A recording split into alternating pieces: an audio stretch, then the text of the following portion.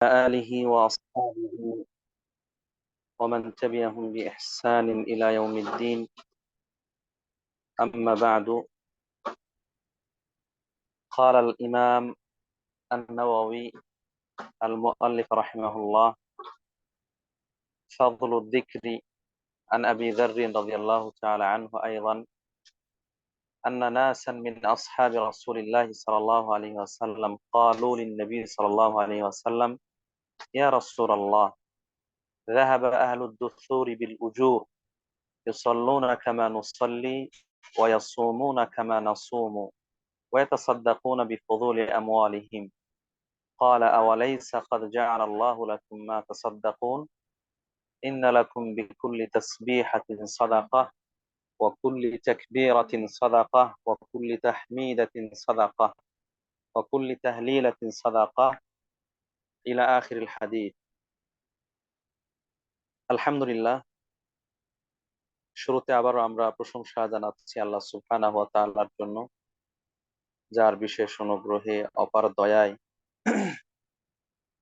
দীর্ঘ 1 মাস সিয়াম সাধনা সহ বিভিন্ন ধরনের ইবাদত বন্দেগী, যেগুলো আল্লাহ রাব্বুল আলামিনের পক্ষ থেকে দেওয়া অসংখ্য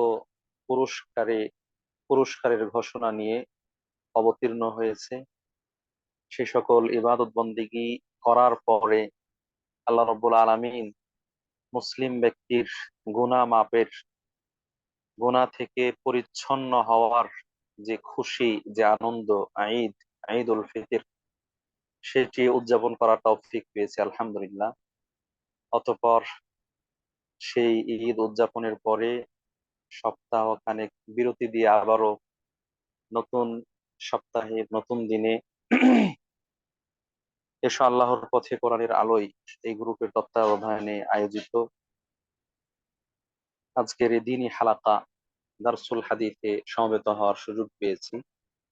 যে আল্লাহ সুবহানাহু ওয়া তাআলা এই পর্যন্ত আমাদেরকে সুস্থ রেখেছেন, নিরাপদে রেখেছেন, উত্তম রিজিকের ব্যবস্থা করেছেন এবং আজকের এই আনন্দ ঘন পরিবেশে সংযুক্ত হওয়ার সুন্দর ব্যবস্থাপনা দান করেছেন, সে আল্লাহ রাব্বুল আলামিনের অগণিত অসংখ্য প্রশংসা, আলহামদুলিল্লাহ। অতঃপর সালাত ও সালাম বর্ষিত হোক আমাদের প্রিয় নবী, সর্বশেষ নবী রাসূল, সর্বকালের সর্বযুগের সর্বশ্রেষ্ঠ মহামানব, আদর্শবান শিক্ষক মুহাম্মদুর রাসূলুল্লাহ সাল্লাল্লাহু আলাইহি ওয়াসাল্লামের উপর, তার পরিবার পরিজন, তার সঙ্গী সাথী এবং কিয়ামত পর্যন্ত একনিষ্ঠ সকল অনুসারীর উপর বর্ষিত হোক শান্তির অমীয় ধারা, আল্লাহুম্মা আমিন।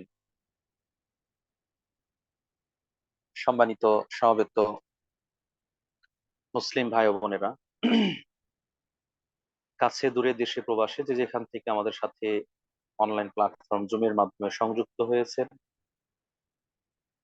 সকলকে জানাচ্ছি আন্তরিক অভিনন্দন, শুভেচ্ছা এবং মোবারকবাদ। আল্লাহ রাব্বুল আলামিন তার দ্বীনকে জানার জন্য, শেখার জন্য, বোঝার জন্য আপনাদের আমাদের যে কোরবানি, যে বিসর্জন, যে ত্যাগ, এটি কবুল ও মঞ্জুর করুন, উত্তম বিনিময় দান করুন। এসো আল্লাহর পথে কোরআনের আলোয় এই গ্রুপ যারা প্রতিষ্ঠা করেছেন, পরিচালনা করছেন, সর্বোপরি বিভিন্নভাবে সাহায্য সহযোগিতা করছেন, জানার পথটাকে সুগম ও প্রশস্ত করার জন্য সহযোগিতা করছেন, আল্লাহ রাব্বুল আলামিন তাদেরকেও সম্মানিত করুন দুনিয়াতে এবং পরকালে, উত্তম বিনিময় দান করুন দুনিয়াতে এবং পরকালে, আল্লাহুম্মা আমিন। প্রিয় উপস্থিতি, আপনারা ইতিমধ্যে অবগত হয়েছেন আজকে দারসুল হাদিস এর 24তম পর্ব, যেখানে আমরা 25 এবং 26 পরপর দুটো হাদিস আলোচনা করব বলে ইচ্ছা পোষণ করেছি এবং দুই হাদিসেরই আলোচ্য বিষয় কাছাকাছি একই রকম।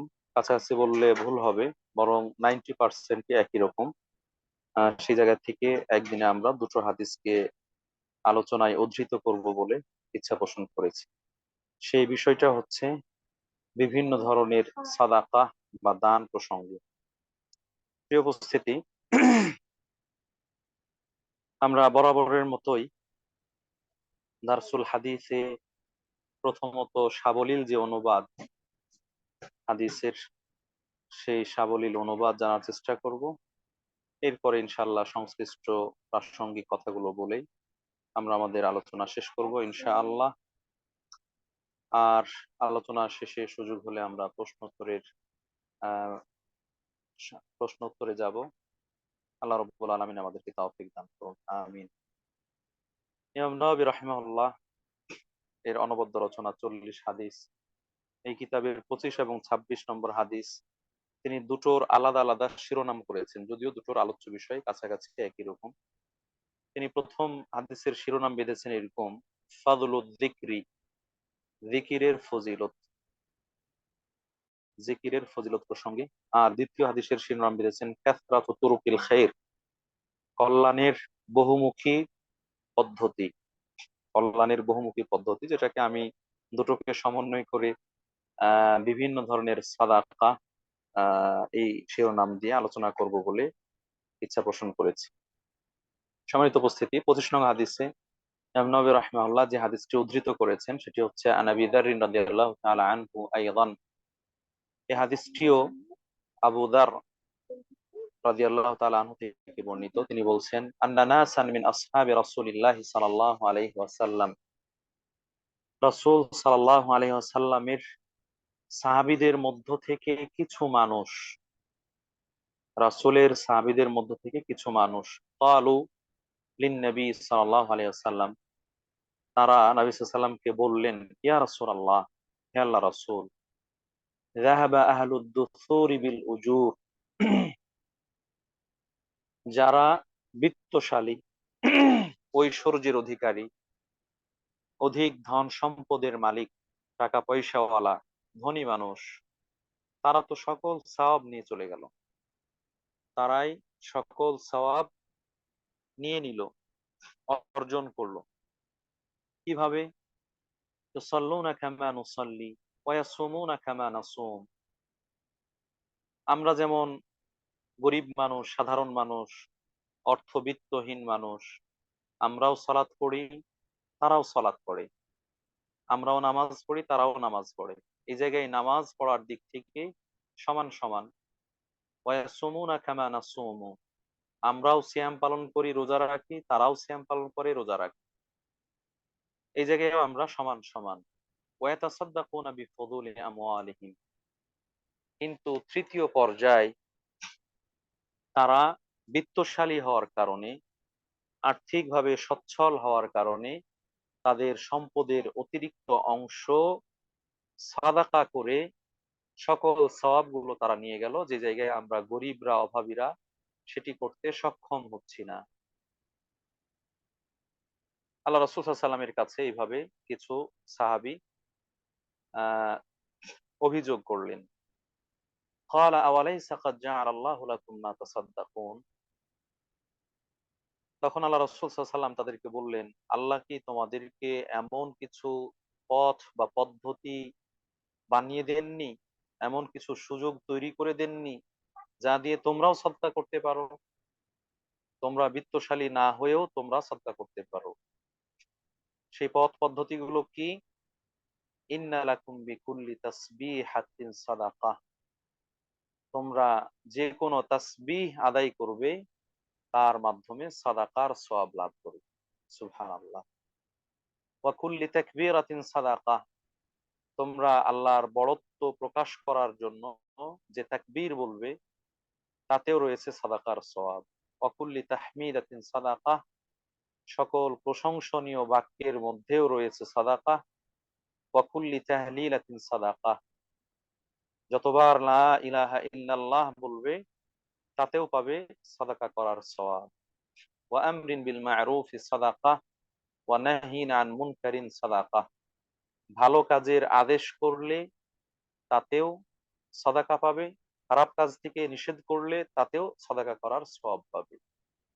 ওয়া ফি বুদঈ আহাদিকুম সাদাকাহ, আর তোমরা নিজেদের কামচরিতার্থ করার জন্য বৈধ স্বামী স্ত্রীর যে সম্পর্ক তাতেও সদাকা পাবে। قالوا يا رسول الله أيأتي أحدنا شهوته ويكون له فيها أجر؟ হে আল্লাহ রাসূল, আমাদের ব্যক্তিরা নিজের কামচরিতার্থ করবে, নিজে সুখ অনুভব করবে, অথচ এর মধ্যেও তার জন্য সাদাকার সওয়াব রয়েছে। قال أرأيتم لو وضعها في حرام أكان عليه وزر؟ তোমরা কি মনে করো, যদি এই ব্যক্তি স্ত্রীর সাথে বৈধ সম্পর্ক না করে অন্য কারো সাথে পরকিয়া করত, অবৈধ সম্পর্ক করত, তাহলে কি তাতে তার পাপ হতো না? فكذلك إذا وضعها في الحلال كان له أجر। অবৈধভাবে সম্পর্ক করলে, পরকিয়া করলে যদি পাপ হয়, তাহলে বৈধভাবে সম্পর্ক করলে তাতে তাদের জন্য সওয়াব রয়েছে, প্রতিদান রয়েছে। আল্লাহু আকবার। রাওয়াহু মুসলিম। হাদিসটি ইমাম মুসলিম রাহিমাহুল্লাহ তার সহিহ মুসলিমে বর্ণনা করেছেন। এই হচ্ছে 25তম হাদিসের সাবলীল অনুবাদ। আমরা 26তম হাদিস সেটিও আপনাদের কাছে উপস্থাপন করতে চাই অনুবাদের জায়গা থেকে, যেহেতু দুই হাদিসের বিষয়বস্তু একই রকম। যদিও ইমাম নওয়াবী রাহিমাহুল্লাহ বলেছেন এটি কাসরাতু তুরুকিল খাইর, কল্যাণের বহুবিধ পথ। আন আবী হুরায়রা রাদিয়াল্লাহু তাআলা আনহু قال قال رسول الله صلى الله عليه وسلم। হাদিসটি আবু হুরায়রা রাদিয়াল্লাহু তাআলা আনহু থেকে বর্ণিত। তিনি বলেছেন, রাসূলুল্লাহ সাল্লাল্লাহু আলাইহি ওয়াসাল্লাম বলেন, কুল্লু সুলামা মিনান নাসি আলাইহি সাদাকাহ। মানুষের প্রতিটি অস্থি সংযোগ, শরীরের জোড়া, তার উপর সাদাকা করা আবশ্যক। মানুষের দেহের প্রতিটি অস্থি সংযোগ বা হাড়ের জোড়, তার উপর সাদাকা করা আবশ্যক। কুল্লা ইয়াউমিন তাতলুউ ফীহি শামসু। প্রত্যেক ওই দিন যে দিনে সূর্য উদিত হয়, অর্থাৎ সূর্য উঠে, দিনের বেলায় তো সূর্য উঠে, তাহলে সূর্য উদিত হওয়ার প্রতিদিনে মানুষের শরীরের জোড়াগুলোর জন্য সাদাকা করা আবশ্যক। তাআদিলু বাইনা ইসনাইনি সাদাকাহ ওয়া তুঈনু আর-রাজুলা ফি দাব্বাতিহি ফাতাহমিলুহু আলাইহা আও তারফা'ু লাহু আলাইহা মাতা'াহু সাদাকাহ। দুজন মানুষের মাঝে সুষ্ঠু সমাধান করে দিবে, ভালো ফয়সালা করে দিবে, মিটমাট করে দিবে, এতেও সাদাকার সওয়াব রয়েছে। কোন ব্যক্তিকে তার বাহনে সহযোগিতা করবে, ফাতাহমিলুহু আলাইহা, তাকে তার বাহনে উঠিয়ে দিবে, চড়তে সহযোগিতা করবে, আও তারফা'ু লাহু আলাইহা মাতা'াহু, অথবা তার বাহনের উপর তার বোঝা উঠিয়ে দিতে সহযোগিতা করবে, সাদাকাহ, এতেও সাদাকা করার সওয়াব পাবে। ওয়াল কালিমাতুত তাইয়্যিবাতু সাদাকাতুন। ভালো কথা, সুন্দর কথা, উত্তম কথা, এটিও সাদাকা করার সওয়াবের মতো। ওয়া বিকুল্লি খাতওয়াতিন তামশিহা ইলা সালাতি সাদাকাতুন। সালাতের জন্য পায়ে যে পথ চলবে, পায়ে যে পথ হাঁটবে, প্রত্যেকটি পদধাপের জন্য রয়েছে সাদাকার সওয়াব। ওয়া তুমিতুল আযা আনিত তরিকি সাদাকাহ। রাস্তা থেকে কষ্টদায়ক জিনিস সরিয়ে ফেলবে, তাতেও রয়েছে সাদাকা করার সওয়াব। রাওয়াহুল বুখারী ওয়া মুসলিম। এই হাদিসটি ইমাম বুখারী এবং মুসলিম রাহিমাহুমাল্লাহ তারা তাদের সহিহ বুখারী ও মুসলিমে বর্ণনা করেছেন। প্রিয় উপস্থিতি, এই ছিল মোটামুটি দুটো হাদিসের সাবলীল প্রাঞ্জল অনুবাদ। আমরা যদি একটু বিস্তারিত বলার চেষ্টা করি, তাহলে বিষয়গুলো আরেকটু আমাদের কাছে ক্লিয়ার হবে। সেটি হচ্ছে প্রথম হাদিস, যেটি আবু যার জুনদুব ইবনে জুনাদা রাদিয়াল্লাহু তাআলা আনহু থেকে বর্ণিত। তিনি বলছেন, আন্না নাসাম মিন আসহাবি রাসূলিল্লাহ সাল্লাল্লাহু আলাইহি ওয়াসাল্লাম। নবী রাসূল সাল্লাল্লাহু আলাইহি ওয়াসাল্লামের কিছু সাহাবী, রাসূল সাল্লাল্লাহু আলাইহি ওয়াসাল্লামের কিছু সাহাবী। আমরা জানি বা আমাদের অবগতিতে রয়েছে সাহাবী এর শাব্দিক অর্থ হচ্ছে সঙ্গী, সাথী, যারা আশপাশে থাকে, যাদের সাথে উঠা বসা হয়, চলাফেরা হয়। কিন্তু এখানে সাহাবী বা সাহাব বা সাহাবা, এটি ইসলামী শরীয়তের পরিভাষা, পারিভাষিক অর্থে ব্যবহার হয়েছে। সাহাবী হচ্ছে মান লাকিয়ান নাবিয়্যা সাল্লাল্লাহু আলাইহি ওয়াসাল্লাম বিল ঈমান ওয়া মাতা আলাইহি, যে ব্যক্তি ঈমানের সাথে আল্লাহ রাসূল সাল্লাল্লাহু আলাইহি ওয়াসাল্লামের সাথে সাক্ষাৎ করেছে, যে ব্যক্তি ঈমানের সাথে মুমিন অবস্থায় আল্লাহ রাসূলের সাথে সাক্ষাৎ করেছে। এই সাক্ষাৎ, এটা চোখ দিয়ে দর্শন করার মাধ্যমে হতে পারে, দেখার মাধ্যমে হতে পারে, কথাবার্তা বলার মাধ্যমে হতে পারে, সালাম বিনিময়ের মাধ্যমে হতে পারে, রাসূলের হাদিস সরাসরি তার মুখ থেকে শোনার মাধ্যমে হতে পারে। যেভাবে হোক না কেন, যদি রাসূলের সাথে ঈমানের সহিত সাক্ষাৎ হয়ে থাকে আর এই ঈমান অবস্থায় ব্যক্তি মৃত্যুবরণ করে, তাহলে তিনি হচ্ছেন সাহাবী, তিনি হচ্ছেন রাসূলের সাহাবী। আল্লাহু আকবার। সম্মানিত উপস্থিতি, যারা এই মর্যাদা পেয়েছেন রাসূলের সাথে ঈমানের সহিত সাক্ষাৎ করার, সত্যিকার অর্থে তারা অনেক ধন্য মানুষ, পুণ্যবান মানুষ। তারা রাসূলের দর্শন পেয়ে, সাক্ষাৎ পেয়ে, সাহচর্য পেয়ে দুনিয়ায় আহ যেই সফল কাম, যেই সফলতা, সেটা অর্জন করেছেন এবং পরকালেও তারা বিশেষভাবে সম্মানিত হবেন ইনশাআল্লাহ।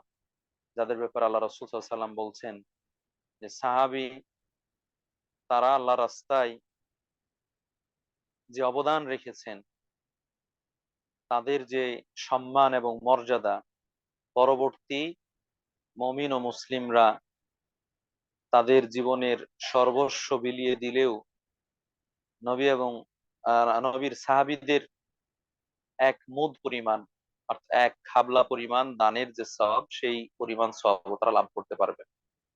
প্রিয় উপস্থিতি, যদিও অন্যান্য হাদিসে কিয়ামতের আগে ঈমান ধরে রাখা কঠিন এবং তাদের কিছু স্পেশাল ফজিলতের কথা বলা হয়েছে, কিন্তু সাহাবী হিসেবে রাসূলের সাহচর্য গ্রহণ করার যে মর্যাদা এবং ফজিলত, এই দিক থেকে তাদের থেকে আর কেউ শ্রেষ্ঠ হতে পারবে না। তো এরা হচ্ছে সাহাবী। এখানে অবশ্যই ঈমানের শর্ত রয়েছে। আবু জাহেল, আবু লাহাব, উতবা, শাইবা সহ ইসলামের শত্রুরা সেই সময় অনেকেই আল্লাহ রাসূলের সাক্ষাৎ পেয়েছে, দেখেছে, কিন্তু ঈমান ছিল না, এই জন্য তারা সাহাবীর সেই মর্যাদা পায়নি। অথবা কেউ ঈমানের সাথে সাক্ষাৎ করেছে কিন্তু পরবর্তীতে মুরতাদ হয়ে গিয়েছে, ঈমান হারা হয়ে মারা গিয়েছে, তারাও সে সাহাবীর মর্যাদা পাবে না। এজন্য সাহাবী তারাই যারা আল্লাহ রাসূল সাল্লাল্লাহু আলাইহি ওয়াসাল্লামের সাথে ঈমানের সহিত সাক্ষাৎ করেছে এবং সেই ঈমানের ওপর তারা মৃত্যুবরণ করেছেন, তারাই হচ্ছেন সাহাবী, আসহাবুর রাসূল। তাদের ক্ষেত্রে আমাদের করণীয় হচ্ছে তাদেরকে আমরা ভালোবাসবো, তাদের জন্য আমরা দোয়া করব। বিশেষ করে সাহাবীদের আলোচনা আসলে রাদিয়াল্লাহু আনহুম ওয়া রাদু আন, যে দোয়া আল্লাহ তাআলা কোরআনের মধ্যে উল্লেখ করেছেন, রাদিয়াল্লাহু আনহু, আল্লাহ তাদের ব্যাপারে সন্তুষ্ট হয়ে গিয়েছেন, সেই দোয়া করার চেষ্টা করব। এবং তাদের জন্য যতটুকু শুভাশিস রয়েছে, শুভ কামনা রয়েছে, তাদেরকে ভালোভাবে উপস্থাপন করা যায় সেটি আমরা করার চেষ্টা করব। তাদের দোষ ত্রুটি সেগুলো আমরা এড়িয়ে যাওয়ার চেষ্টা করব। আল্লাহ রাব্বুল আলামিন আমাদেরকে তৌফিক দান করুন। আর তো এরকম কিছু সাহাবী ক্বালু লিন নবী সাল্লাল্লাহু আলাইহি সাল্লাম, তারা নবী সাল্লাল্লাহু আলাইহি সাল্লামের কাছে এসে আবেদন করলেন।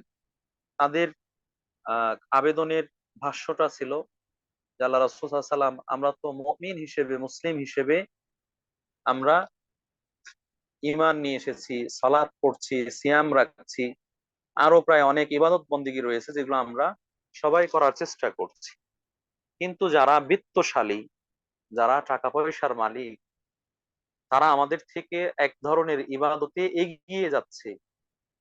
এক্ষেত্রে আমরা তাদের কাছাকাছিও থাকতে পারছি না, তাদের ধারে কাছে উপস্থিত হতে পারছি না। আমরা তো এই ধরনের সব থেকে বঞ্চিত হয়ে যাচ্ছি।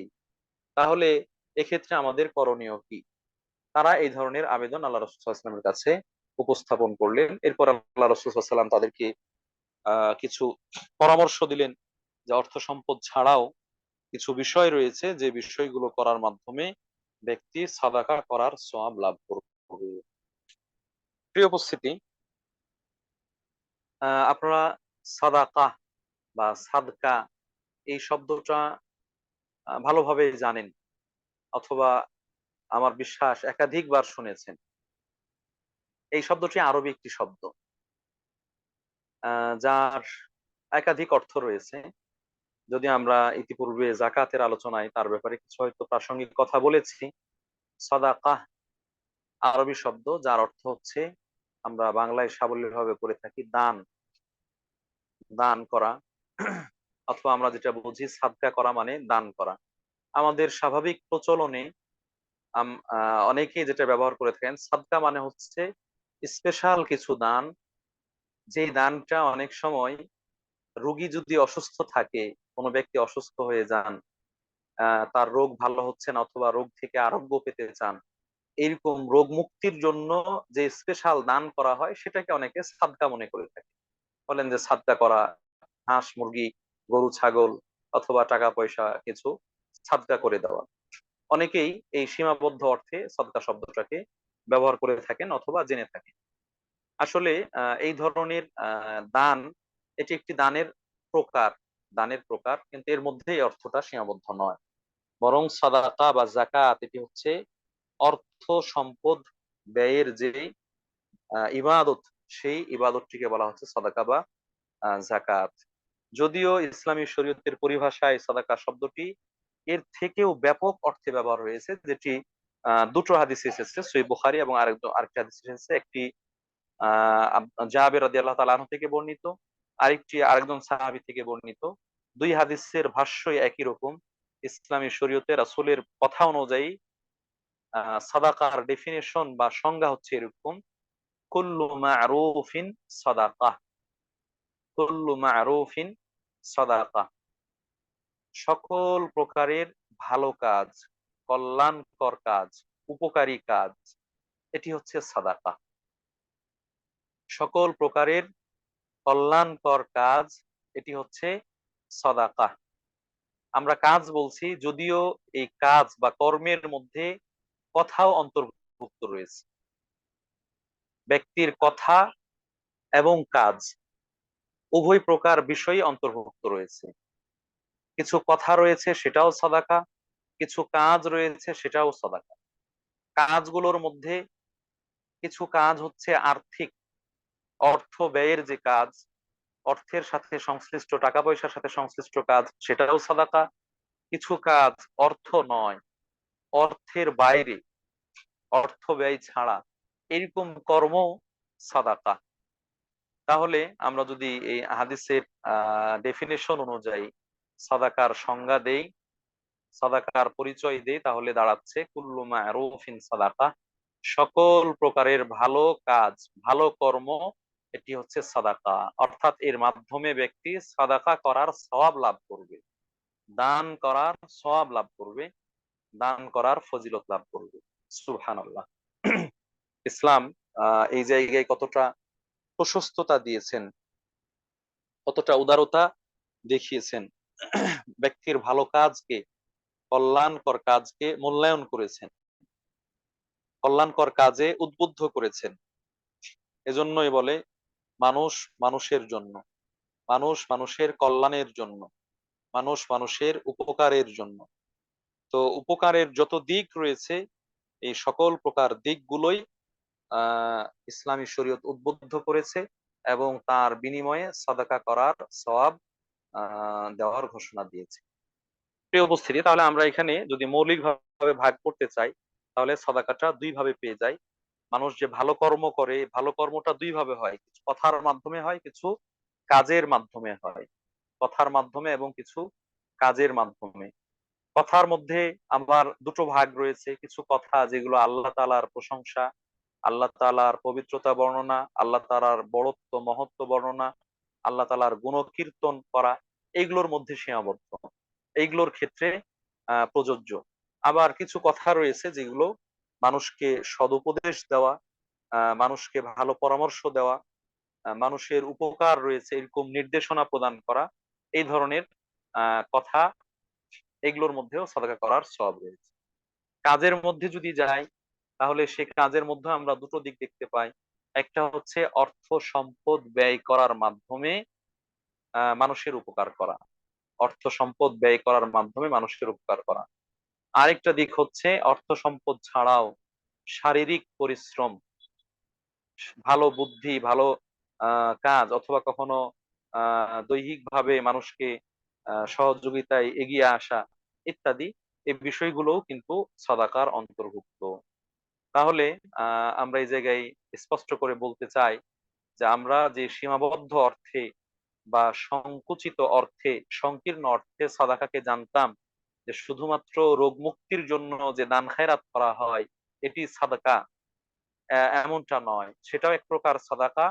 কিন্তু এর বাইরেও অন্যান্য যে সকল ভালো কাজ রয়েছে সেগুলো সাদাকার অন্তর্ভুক্ত। ইভেন আমরা যেটা জানতাম যে শুধু দান খায়রাত করা, অর্থের অর্থ ব্যয়ের যে ইবাদত, সম্পদ ব্যয়ের যে ইবাদত, সম্পদ দিয়ে উপকার করা, এটাই হচ্ছে সাদাকা, এটাও যথাযথ নয়।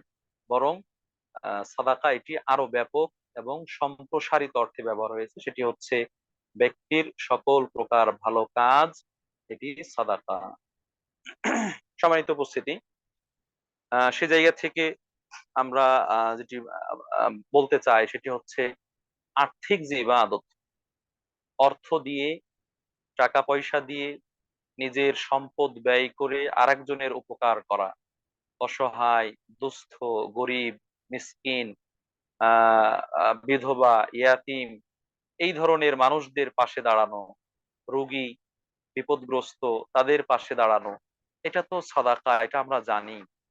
এটা অত্যন্ত গুরুত্বপূর্ণ একটি ইবাদত, দানের ইবাদত, এটি অত্যন্ত গুরুত্বপূর্ণ একটি ইবাদত, যেটি আমরা ইতিপূর্বে বলেছি যে দান এটি এমন একটি ইবাদত যেটা স্থলেও করা যায়, জলেও করা যায়, আকাশেও করা যায়, বাতাসে উঠতে উঠতেও করা যায়, অসুস্থ অবস্থায়ও করা যায়, সুস্থ অবস্থায়ও করা যায়, আহ বিভিন্ন পর্যায়ে, নিজ এলাকায় অবস্থান কালেও করা যায়, সফর অবস্থায়ও করা যায়, যুবক অবস্থায়ও করা যায়, বৃদ্ধ অবস্থায়ও করা যায়।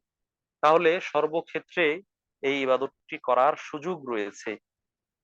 এটি গুরুত্বপূর্ণ ইবাদত, সেই হিসেবেই এর প্রশস্ততা রাখা হয়েছে, এটাকে সংকীর্ণ করা হয়নি। এবং এর দ্বারা সুবিধাভোগী যারা, মানুষ যে উপকারটা পায়, মানুষ যে সুবিধাটা পায়, সেটাও অনেক অনেক বেশি প্রয়োজন, এজন্য এটাকে এরকম প্রশস্ত রাখা হয়েছে। সেই দানের মধ্যেও বিভিন্ন ক্লাসিফিকেশন আছে, শ্রেণী বিন্যাস আছে, যেমনটা আপনারা ইতিমধ্যে জেনে এসেছেন। ফরজ দান, যেটি হচ্ছে জাকাত। জাকাত আবার দুই প্রকার: সম্পদের জাকাত, শরীরের জাকাত। সম্পদের জাকাত বছরে একবার বের করতে হয়, নির্দিষ্ট সম্পদের মালিক হলে। শরীরের জাকাত, এটাও বছরে একবার বের করতে হয়, রমাদান মাসের শেষে, যেটা জাকাতুল ফিতর হিসেবে আমাদের কাছে পরিচিত, বা সাদাকাতুল ফিতর বা ফিতরা হিসেবে পরিচিত। তো এগুলো হচ্ছে ফরজ। এর বাইরে সারা বছর আমরা যে অর্থ সম্পদ ব্যয় করি সেগুলো হচ্ছে সাধারণ দান, সাধারণ সাদাকা, নফল দান বা নফল সাদাকা। অন্যভাবে এটাকে আবার ভাগ করা হয়েছে যে কিছু হচ্ছে ক্ষণস্থায়ী, যার উপকারটা দীর্ঘমেয়াদী নয়, সাময়িক সময়ের জন্য, এককালীন। তো এরকম দান, এটাকে সাধারণ দান বলা হয়। আর কিছু দান রয়েছে যেগুলো হচ্ছে সাদাকা জারিয়া, যেগুলো হচ্ছে সাদাকা জারিয়া, চলমান সাদাকা, স্থিতিশীল সাদাকা। অর্থাৎ যেই দান আহ বিদ্যমান থাকে, বা যেই দানের উপকারটা, কল্যাণটা, সুবিধাটা সুবিধাভোগীরা দীর্ঘদিন পর্যন্ত ভোগ করতে পারে, এটা হচ্ছে সাদাকা জারিয়া, সাদাকা জারিয়ার অন্তর্ভুক্ত। এবং এবারে স্পষ্ট যে হাদিস সহিহ বুখারী এবং মুসলিমের মধ্যে এসেছে, ইযা মাতাল ইনসানু ইনকাতা আনহু আমালুহু ইল্লা মিন সালাস, যখন মানুষ মারা যায় তখন তার সকল ধরনের আমল বন্ধ হয়ে যায় তিন ধরনের আমল ব্যতীত। তার মধ্যে এক নম্বরে নিয়ে এসেছেন সাদাকাতিন জারিয়া, এমন সাদাকা, এমন দান যেটি চলমান থাকে, যেটি স্থিতিশীল থাকে, যেটি বিদ্যমান থাকে। প্রিয় উপস্থিতি, এই চলমান দান এবং সাদাকা এটি নির্দিষ্ট একটা কর্মের মধ্যে সীমাবদ্ধ নয়, বরং যে সকল উপকার দীর্ঘদিন পর্যন্ত অব্যাহত থাকবে, জারি থাকবে, চলমান থাকবে, বহমান থাকবে, সে ধরনের উপকার গুলোই হচ্ছে সাদাকা জারিয়া। তবে আমরা ইতিপূর্বেই আপনাদের আলোকপাত করেছি, বিশেষ করে ইলম, দ্বীনে ইলম এর সাথে যারা সংশ্লিষ্ট রয়েছেন তাদেরকে সহযোগিতা করা, বা দ্বীনে ইলম এর সংশ্লিষ্ট খাতগুলোতে সহযোগিতা করা, এটা একটি দীর্ঘমেয়াদী চলমান দান, চলমান সাদাকা, যেটা আমরা দেখিয়েছি আপনাদেরকে বা বোঝানোর চেষ্টা করেছি। এগুলোর মধ্যে গভীর নলকূপ করে দেওয়া, যেই নলকূপের পানি ব্যাপক আকারে মানুষরা পান করতে পারে এবং সেটাও দীর্ঘদিন লাস্টিং করে, সেখান থেকে উপকার ভোগ করা যায়। গাছ লাগিয়ে দেওয়া, বৃক্ষরোপণ যেটাকে বলছে, সেই বৃক্ষরোপণের মাধ্যমে ব্যক্তিরা ছায়া পেতে পারে, অক্সিজেন পেতে পারে এবং ফলমূল পেতে পারে, পথিক তারা উপকৃত হতে পারে, পশু পাখি তারা উপকৃত হতে পারে। সেই জায়গা থেকে গাছ লাগিয়ে দেওয়া, এটাও একটি অত্যন্ত বড় ধরনের চলমান সদাকা। বিশ্রামাগার তৈরি করে দেওয়া, বিশ্রামাগার যেখানে মানুষ আরাম বিশ্রাম করতে পারবে, মুসাফির খানা তৈরি করে দেওয়া, এগুলো এক সময় বিশেষ প্রয়োজনীয় জিনিস ছিল। রাস্তার মধ্যে দীর্ঘ ফাঁকা জায়গা যেখানে বিশ্রাম করার মতো কোনো জায়গা নেই, বৃষ্টি হলে, রোদ হলে মানুষ রোদে পুড়ে মরে, বৃষ্টিতে ভিজে, এরকম বিশ্রামাগার থাকলে সেখানে বিশ্রাম নিতে পারবে। তো এটাও সাদাকায়ে জারিয়ার অন্তর্ভুক্ত। এইভাবে আরো যে খাতগুলো রয়েছে, সেই খাতগুলো এখন যেমন কাছাকাছি সময় আমরা যেগুলো জানছি, যে এই যে ডিজিটাল যুগে এসে অনলাইন প্ল্যাটফর্মে দাওয়াতি কাজ যেগুলো, এগুলোর মাধ্যমেও সাদাকা জারিয়ার সওয়াবের কি রয়েছে, সুযোগ রয়েছে। বিভিন্ন চ্যানেল এগুলোকে প্রমোট করা, আপগ্রেড করা, এগুলোর মাধ্যমে মানুষ দীর্ঘদিন পর্যন্ত এলেমের উপকার নিতে পারে, মানুষ শিখতে পারে। এগুলোর যে ইনস্টলমেন্ট গুলো রয়েছে, উপকরণ গুলো রয়েছে, সেগুলো ক্রয় করার ক্ষেত্রে যে অর্থ সম্পদ ব্যয় করা, এগুলো এর মধ্যে আসতে পারে। বরং এক্ষেত্রে দুটো দিক আসবে, একটা হচ্ছে সদকা জারিয়া, আর একটা হচ্ছে আও ইলমিন ইনতাফাউ বিহি, উপকারী জ্ঞান বিতরণে সহযোগিতা করা। প্রিয় উপস্থিতি, তো এইভাবে সদকা জারিয়ার অনেকগুলো খাত রয়েছে। আমি যেটি বলতে চেয়েছি যে আমার জানা মতে সব থেকে নির্ভরযোগ্য সদকা জারিয়া যেটি দীর্ঘদিন পর্যন্ত লাস্টিং করে, সেটি হচ্ছে যারা দ্বীনের জ্ঞান অর্জন করেন, এই দ্বীনের জ্ঞান অর্জনকারীদেরকে সহযোগিতা করা, আলেম বানানো, আলেম বানানো, বিশেষ করে যারা মেধাবী ছাত্র, গরিব, অসহায়, দুস্থ, তাদেরকে সহযোগিতা করে আলেম বানানো। কেননা এই আলেমের যে ধারাবাহিকতা, এটা দীর্ঘদিন পর্যন্ত থাকে। আজকে যাকে আপনি আলেম বানাচ্ছেন, আলেম হতে সহযোগিতা করছেন, দেখা যাবে ইনশাআল্লাহ সে এলেম অর্জন করে সেও শিক্ষক হবে, সে আলেম হবে, তার হাতে ছাত্র গড়ে উঠবে, সেই ছাত্ররা আবার ছাত্র গড়ে উঠাবে, আবার তাদের হাতে ছাত্র গড়ে উঠবে। এইভাবে একটা যুগ থেকে যুগ, প্রজন্ম থেকে প্রজন্ম ধারাবাহিকতা অব্যাহত থাকবে, বজায় থাকবে। এটাও সদকায়ে জারিয়ার বড় আমার কাছে মনে হয়েছে এবং নির্ভরযোগ্য একটি খাত মনে হয়েছে। যদি ব্যক্তি কখনো খারাপ দিকে না যায়, অথবা তার পথকে রুদ্ধ না করে দেয়, তাহলে এই খাত অব্যাহত থাকবে ইনশাআল্লাহ, এবং দীর্ঘদিন পর্যন্ত সেই সিলসিলা ধারাবাহিকতা বজায় থাকবে ইনশাআল্লাহ। এই হচ্ছে মোটামুটি সাদাকার বিভিন্ন বিভিন্ন দিক। আর্থিক সাদাকার, অর্থ দিয়ে, টাকা পয়সা দিয়ে যে সাদাকা রয়েছে, তার বিভিন্ন দিক আমরা আলোচনা করার চেষ্টা করলাম। আজকের যে হাদিস দুটো আমরা পড়েছি, সেই হাদিস দুটোর সাথে সংশ্লিষ্ট আলোচনাটা হচ্ছে বাকি যে অংশগুলো রয়েছে সাদাকার, কথার মাধ্যমে অথবা অর্থ ব্যয় ছাড়া, টাকা পয়সা ব্যয় করা ছাড়া অন্যান্য কাজকর্মে সহযোগিতা করে উপকার বয়ে এনে যে সাদাকা করা হয়, সেই সাদাকাগুলো সম্পর্কে এখানে আলোচনা করা হয়েছে। প্রিয় উপস্থিতি, সেই হিসেবে আমরা বলছিলাম যে প্রথম দিকে দুই ভাগ করেছিলাম। মানুষ কথার মাধ্যমে সাদাকা করার সওয়াব লাভ করে, কথার মাধ্যমে সাদাকা করার সওয়াব লাভ করে। এই কথাটা আবার দুই ধরনের। একটা হচ্ছে আল্লাহ তাআলার জিকির, আযকার, তাসবিহ, গুণকীর্তন, প্রশংসা ইত্যাদি বর্ণনা করা, আর হচ্ছে কিছু মানুষকে সাধারণ কথায় ভালো পরামর্শ দেওয়া, ভালো বুদ্ধি দেওয়া, ভালো কাজের আদেশ করা। এ বিষয়টি এই হাদিসের মধ্যে এখানে উল্লেখিত হয়েছে। আল্লাহ রাসূল সাল্লাল্লাহু আলাইহি ওয়াসাল্লামের কাছে যখন তারা সেই অভিযোগ করলো যে আল্লাহ রাসূল, যারা বিত্তশালী, টাকা পয়সা দান করে তারা আমাদের থেকে সওয়াবের দিক থেকে এগিয়ে যাচ্ছে, আমরা তাদের কাছাকাছি থাকতে পারছি না। তখন আল্লাহ রাসূল সাল্লাল্লাহু আলাইহি ওয়াসাল্লাম বললেন, আওয়ালাইসা কাদ জাআলা আল্লাহু লাকুম মা তাসাদ্দাকুন, আল্লাহ কি তোমাদেরকে দান করা ছাড়াও অর্থ সম্পদ ব্যয় করে, টাকা পয়সা দান না করেও সাদাকার সওয়াব পাবে, এরকম পথ বলে দেননি, জানিয়ে দেননি? সেগুলো কি? ইন্না লাকুম বিকুল্লি তাসবিহাতিন সাদাকাহ, তোমরা প্রত্যেকটি তাসবিহ বলার মাধ্যমে সাদাকার সওয়াব পাবে। প্রিয় উপস্থিতি, এখানে বিকুল্লি তাসবিহা বলা হয়েছে। তাসবিহ আমরা অনেক শুনে থাকি যে তাসবিহ বলতে হবে, তাহমিদ বলতে হবে। তাসবিহ তাহমিদ এই জিনিসগুলো কি? তাসবিহ এটা হচ্ছে পরিভাষা। তাসবিহ অর্থ হচ্ছে আল্লাহ তাআলার পবিত্রতা বর্ণনা করা। তাসবিহ হচ্ছে আল্লাহ তাআলার পবিত্রতা বর্ণনা করা। আমরা অনেক সময় যেই আহ তাসবিহ দানা দিয়ে তাসবিহ গুনে থাকি, সেটাকেও তাসবিহ বলে থাকি। মুসাব্বিহা যেটাকে আরবিতে বলা হয়, মুসাব্বিহা, সেটাকেও তাসবিহ বলে। কিন্তু এখানে তাসবিহ দ্বারা উদ্দেশ্য হচ্ছে আল্লাহ তাআলার পবিত্রতা বর্ণনা করা। পবিত্রতা দ্বারা উদ্দেশ্য কি? আল্লাহ তাআলা সকল প্রকার দোষ ত্রুটি থেকে মুক্ত, সকল প্রকার দোষ ত্রুটি থেকে মুক্ত ঘোষণা করা। যে জিনিসগুলো আল্লাহর সত্তায়, আল্লাহর বিশেষণে, আল্লাহর ক্ষমতায়, আল্লাহর অস্তিত্বে দোষ বা ত্রুটি, এই ধরনের জিনিসগুলো থেকে আল্লাহ তাআলাকে পবিত্র ঘোষণা করা, মুক্ত ঘোষণা করা, এই জিনিসগুলো হচ্ছে সাদাকা। এই জিনিসগুলো হচ্ছে তাসবিহ। যেমন আল্লাহ শরীক মুক্ত, তার কোনো শরীক নেই, অংশীদার নেই। আল্লাহর সত্তার সাথে কাউকে অংশীদার স্থাপন করা, এটা আল্লাহর জন্য, আল্লাহর সত্তার ক্ষেত্রে দোষণীয়। আল্লাহ হচ্ছেন একক, অদ্বিতীয়, শরীক মুক্ত। তাহলে আল্লাহর সাথে শিরিক করা, এটা কিন্তু আল্লাহর দোষ বর্ণনা করা, আল্লাহর ত্রুটি বর্ণনা করা। তো এই ধরনের শিরিক থেকে আল্লাহকে মুক্ত ঘোষণা করা।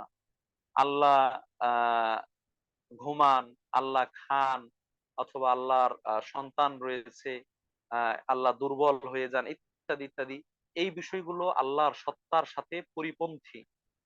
এই ধরনের দোষগুলো থেকে, ত্রুটিগুলো থেকে আল্লাহ মুক্ত, এই ঘোষণা দেওয়া, এটাই হচ্ছে তাসবিহ। আমরা যে বলি সুবহান আল্লাহ, সুবহান আল্লাহ, এর অর্থ হচ্ছে আমি আল্লাহ তাআলার পবিত্রতা ঘোষণা করছি। আল্লাহ তাআলা সকল প্রকার ত্রুটি, দোষ থেকে মুক্ত, সকল প্রকার ঘাটতি কমতি থেকে মুক্ত, তিনি পরিপূর্ণ, সেই পরিপূর্ণতা বর্ণনা করছি। সুবহান আল্লাহর অর্থ হচ্ছে এটা।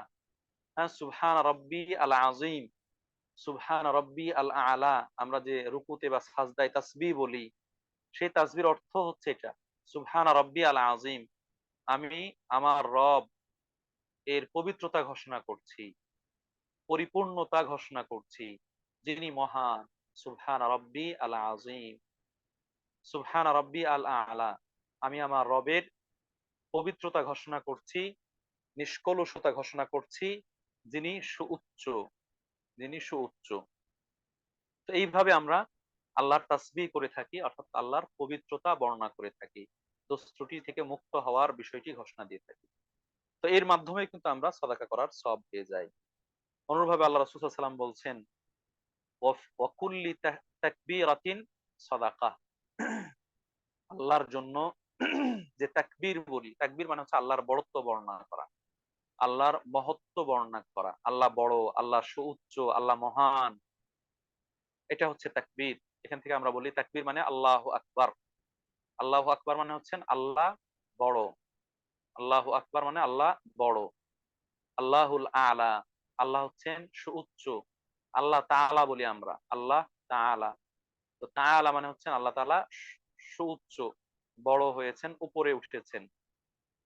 তো এই যে আল্লাহ তাআলার বড়ত্ব বর্ণনা করা, আল্লাহু আকবার বলা, এটার মধ্যেও রয়েছে সাদাকার সওয়াব।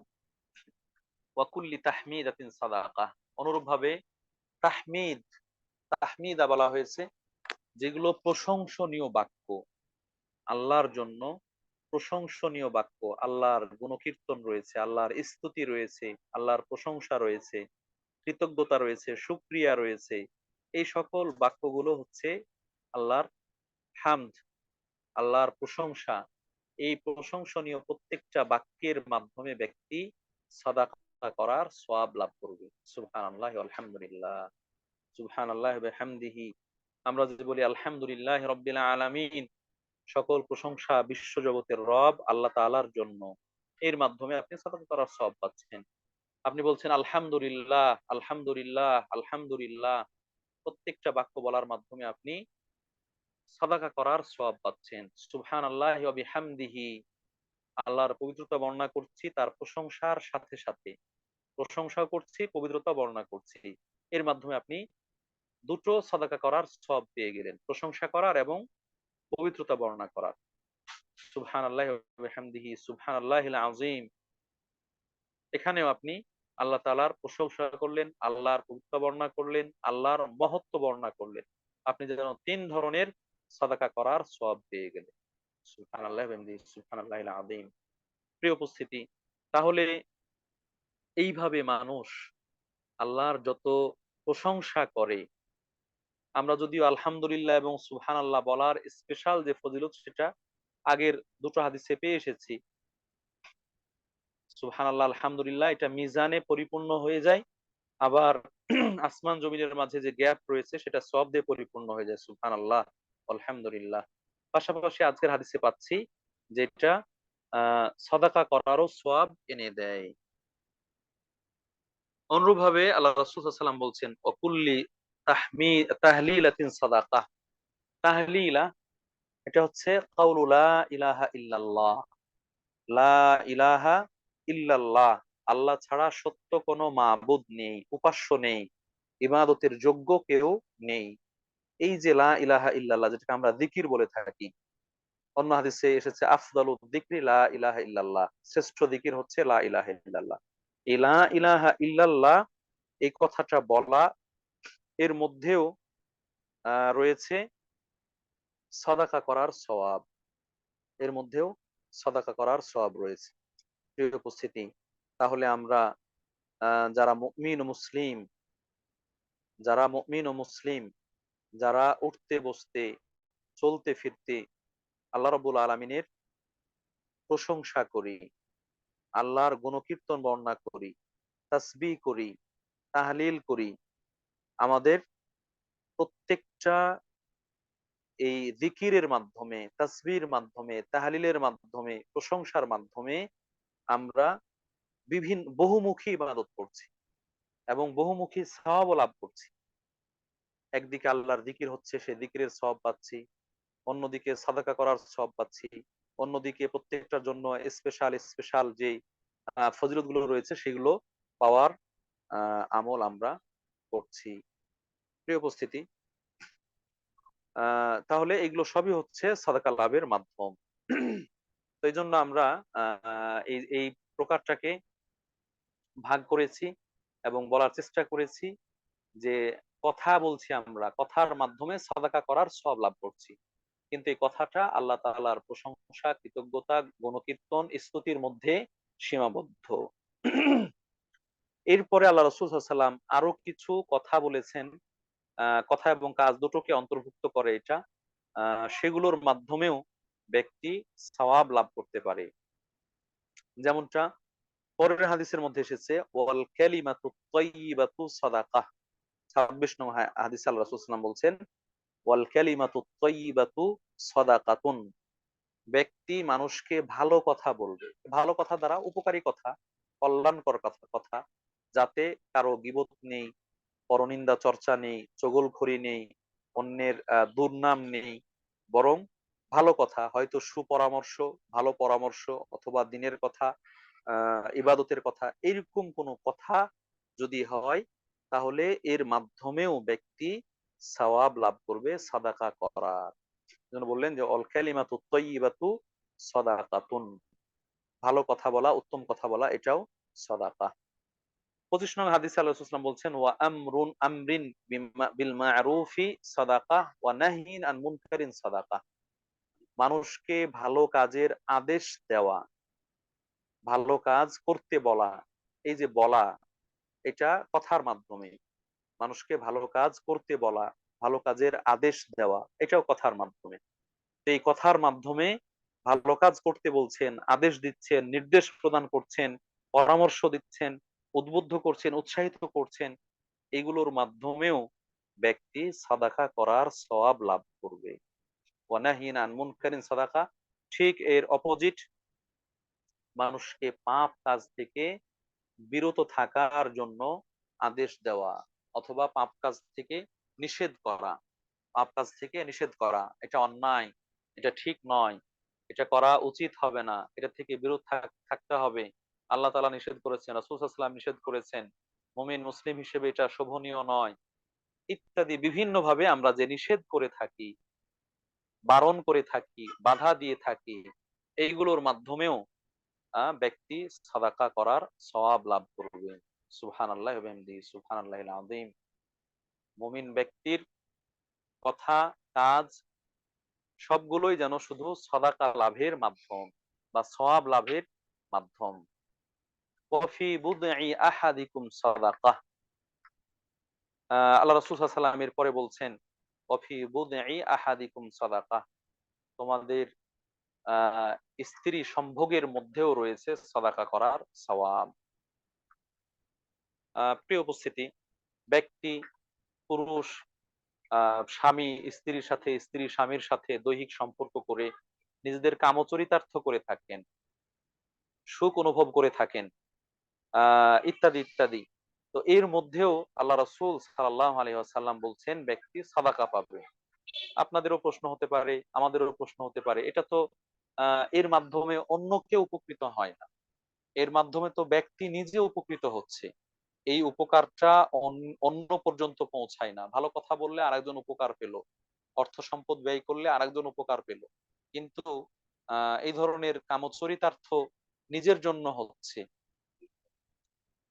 সুখ স্বাচ্ছন্দ্য নিজে অনুভব করছে, এর মধ্যেও সাদাকা রয়েছে, সাদাকা করার সওয়াব রয়েছে। তো আপনাদের মনে প্রশ্ন জেগেছে কিনা জানি না, আমার মনেও জেগেছে। সাহাবায়ে কেরামও সেই সময় এই প্রশ্ন জেগেছে এবং তারা আল্লাহ রাসূলকে বলেছেন, ক্বালু ইয়া রাসূলাল্লাহ আয়াতি আহাদুনা শাহওয়াতাহু ওয়া ইয়াকুনু লাহু ফিহা আজরুন, ব্যক্তি নিজের কামচরিতার্থ করবে, নিজের দৈহিক সম্পর্ক করার মাধ্যমে সুখ স্বাচ্ছন্দ্য অনুভব করবে, অথচ এতেও সে সওয়াব পাবে, এটাও তার সওয়াব লাভের মাধ্যম, সাদাকা করার মাধ্যম। ক্বালা, আল্লাহ রাসূল সাল্লাল্লাহু আলাইহি সাল্লাম শুধু হ্যাঁ বলেই ক্ষান্ত হননি, বরং যুক্তি দিয়ে বুঝিয়ে দিয়েছেন। আরাআইতুম লাউ ওয়াদাআহা ফি হারামিন আকানা আলাইহি বিজরুন, তোমরা কি মনে করো, যদি সে তার স্ত্রীর সাথে বৈধ সম্পর্ক না করে অন্যের সাথে অবৈধ সম্পর্ক করত, তাহলে কি এটি তার জন্য পাপ বয়ে নিয়ে আসতো না? যদি সে অন্যায়ভাবে, অবৈধভাবে এমনটা করতো, তাহলে কি এর মাধ্যমে সে পাপী হতো না, সে গুনাহগার হতো না? অবশ্যই। হয়তো সে ব্যভিচারী হতো, অথবা সমকামী হতো, অথবা আরো এই ধরনের বিভিন্ন অপরাধে সে অপরাধী হিসেবে গণ্য হতো, যার জঘন্য জঘন্য শাস্তির কথা উল্লেখ, কঠিন কঠিন শাস্তির কথা উল্লেখ করা হয়েছে, এবং যেগুলোকে জঘন্য পাপ বা অপরাধ হিসেবে গণ্য করা হয়েছে। তো এটা তো খুব স্বাভাবিক, সে যদি এই বৈধ সম্পর্ক না করে অবৈধ সম্পর্ক করতো, তাহলে এর দ্বারা সে পাপী হতো, সে গুনাহগার হতো। ফাকাযালিকা ইযা ওয়াদাআহা ফিল হালাল কানা লাহু আজরুন, অতএব যেহেতু সে এটিকে বৈধভাবে নিবৃত্ত করেছে, বৈধ পাত্রে রেখেছে, বৈধভাবে সম্পর্ক সম্পন্ন করেছে, কামচরিতার্থ করেছে, অতএব এর মাধ্যমে সে প্রতিদান পাবে, সওয়াব পাবে। সুবহানাল্লাহি ওয়া বিহামদিহি, সুবহানাল্লাহিল আযীম। সম্মানিত উপস্থিতি, এটাই হচ্ছে ইসলাম, এটাই হচ্ছে ইসলামের বিধান।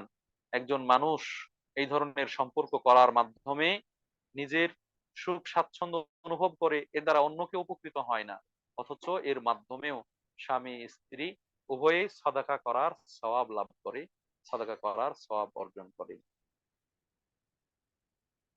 প্রিয় উপস্থিতি, তাহলে আমরা মোটামুটি এই হাদিসের মধ্যে দুই ধরনের ইবাদতের কথাই আমরা পেলাম, বা দুই দুই ধরনের কাজ বা কথার মাধ্যমে সাদাকার সওয়াব পাওয়া যায়, সেটার আমরা উল্লেখ পেলাম।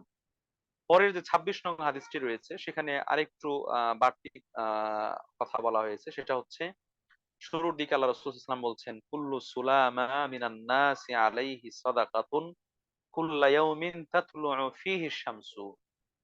প্রতিদিন যেদিনে সূর্য উদিত হয়, যেদিনে সূর্য উদিত হয়, তার মানে এটা যেন এরকম হচ্ছে যে আমরা হয়তো দিন এবং রাত 24 ঘন্টাকে একসাথে বলতে পারি, কিন্তু এই 24 ঘন্টা নয়, বরং যেন 12 ঘন্টার জন্য, 12 ঘন্টার জন্য। অথবা এটা গুরুত্ব বুঝিয়েছেন যে দিন হলেই তো সূর্য উঠে, বা সূর্য উঠলেই দিন হয়। তো সেই প্রত্যেকটা দিনে মানুষের যে দেহের মধ্যে জোড়া রয়েছে, হ্যাঁ, ভাঁজ রয়েছে, অস্থি সংযোগ বলে, হাড় বা হাড্ডির সংযোগ স্থল রয়েছে, এইগুলোর উপর সাদাকা করা আবশ্যক।